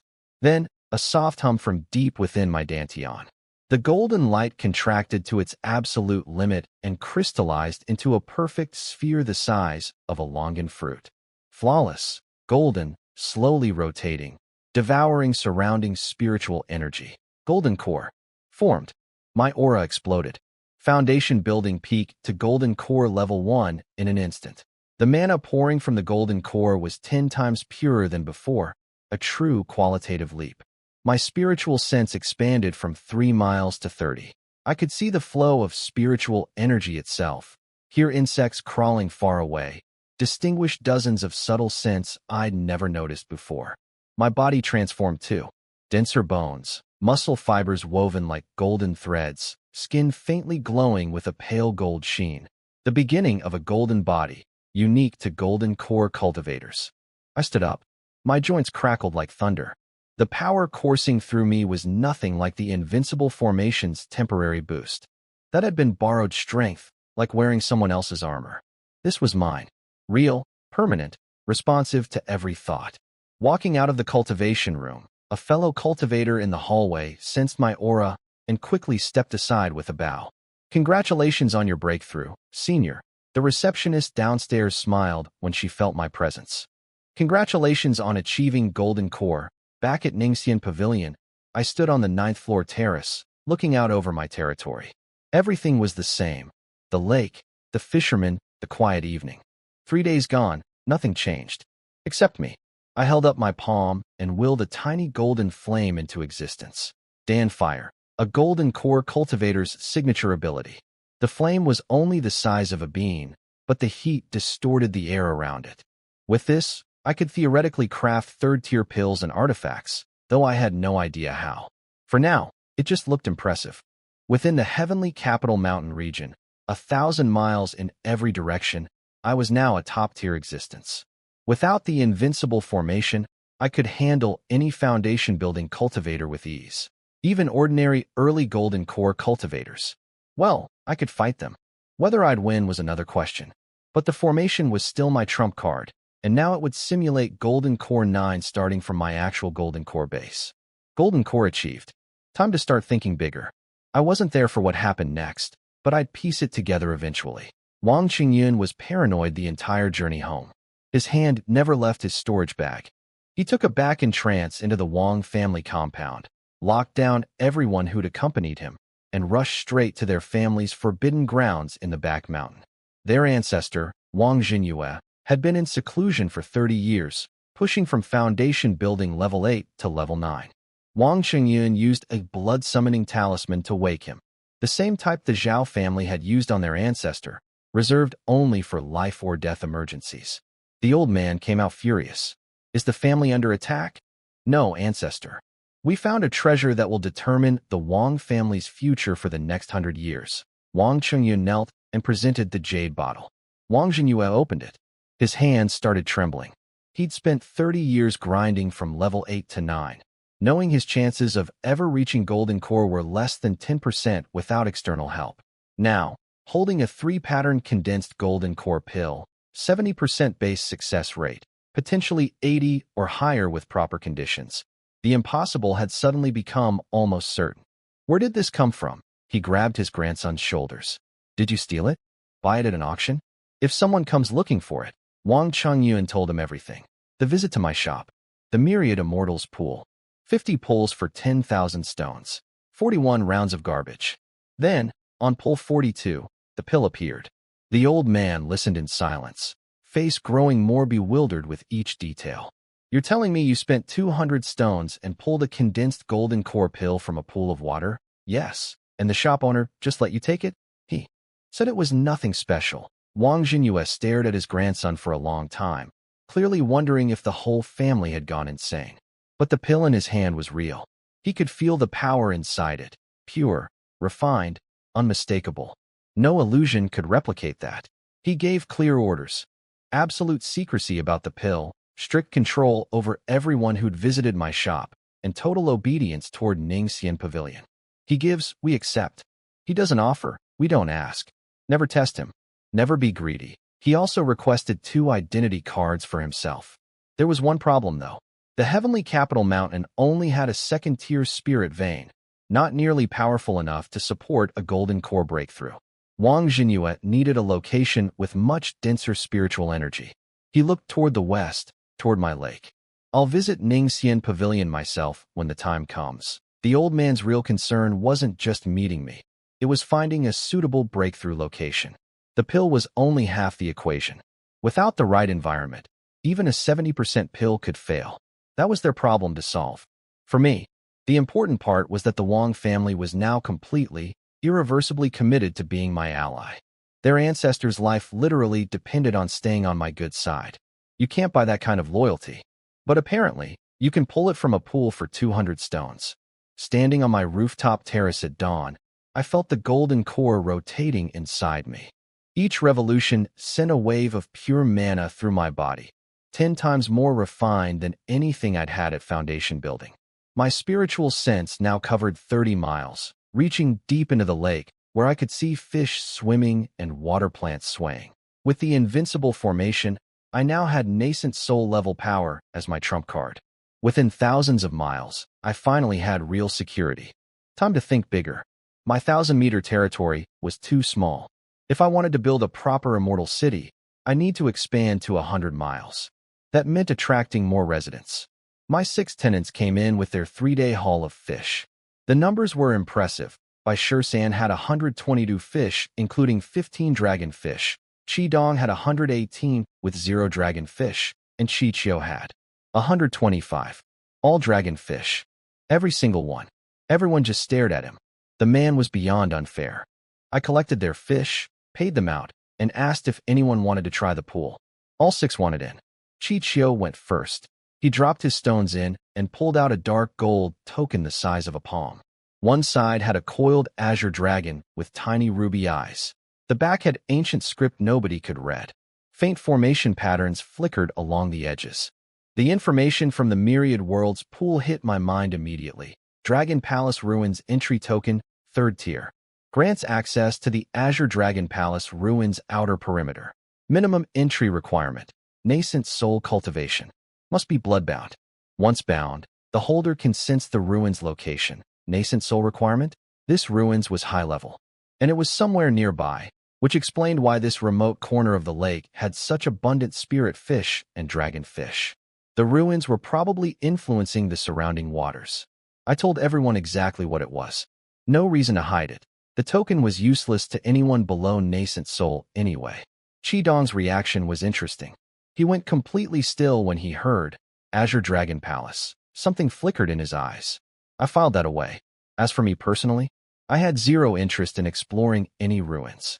I'm a lord with a marketplace. Whatever treasures a dragon palace holds, I can buy the equivalent with enough spirit stones.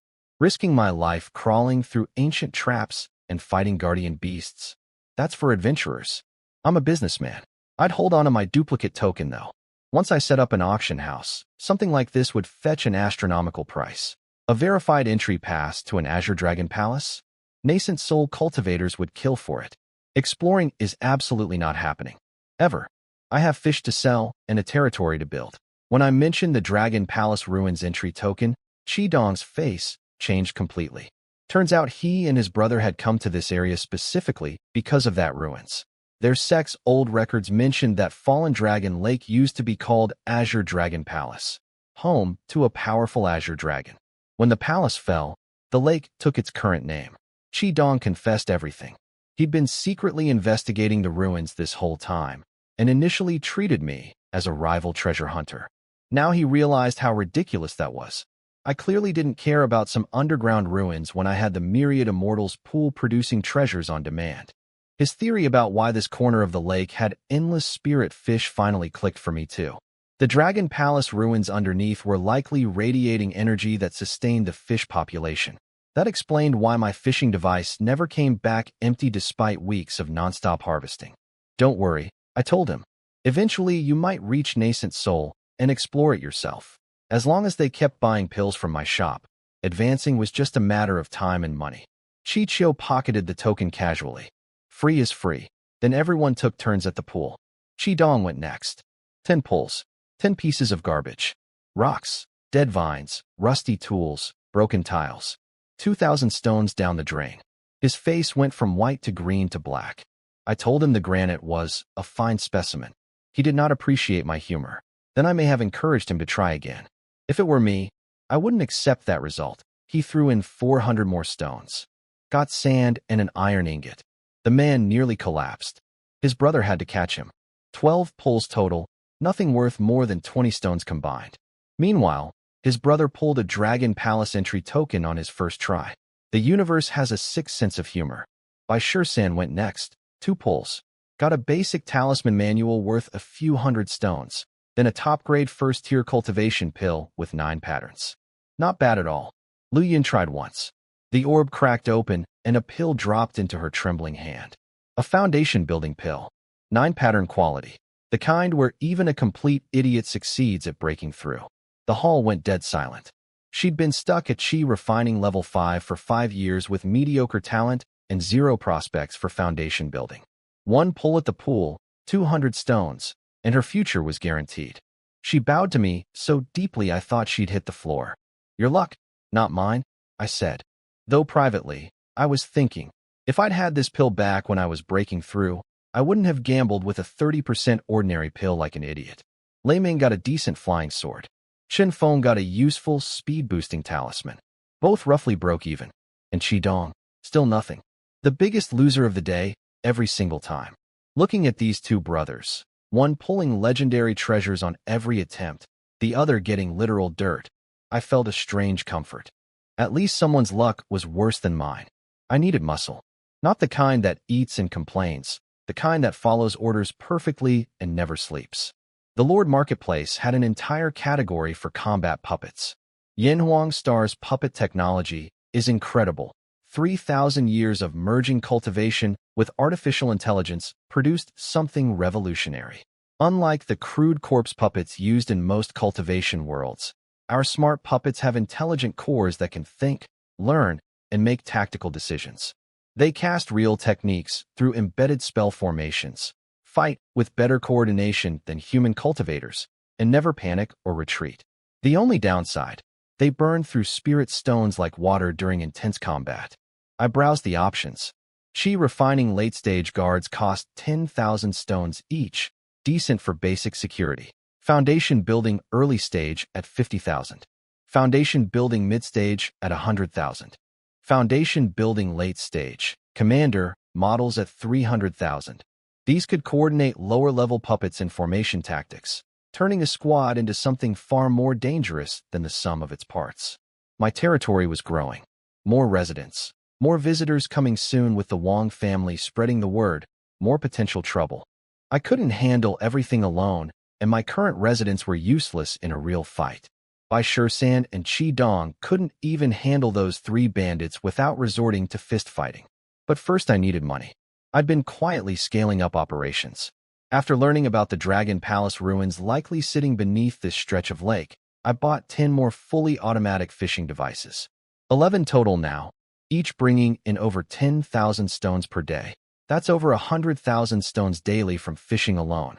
Plus, I had a duplicate 9-pattern foundation building pill from when Lu Yun pulled hers at the pool. I listed it on the Lord Marketplace for 820,000 stones. Sold in half an incense stick. Balance, 874,000 stones. Time to go shopping for my private army. The puppet technology has an interesting history. When our people first encountered puppet masters in other worlds, those cultivators used crude methods. Monster souls stuffed into metal shells, barely functional. Then about 2,700 years ago, Yanhuang Star cracked intelligent cores, crystals containing billions of spirit pattern nodes that simulate human thought. Combined with spell formation, meridians, that let puppets cast real techniques, the smart puppet was born. Mass-produced on factory lines, quality-controlled, reliable. A perfect fighting machine that doesn't eat, sleep, complain, or betray you. Just needs spirit stones and orders. Honestly, looking at my residence, by San fishing peacefully, Chi Dong moping about his terrible luck, Chi Chio cheerfully oblivious. I wish they had half the drive these puppets have. If I'd stumbled onto a myriad immortals pool that wasn't my own talent, I'd grind it until the pool itself begged me to stop. These people jest, fish, and complain about prices. Still, I couldn't help but smile. Back when I was a spirit farmer, 400 stones a year felt like wealth. Now I was casually selling pills worth more than most foundation building families own. Life had gotten significantly better.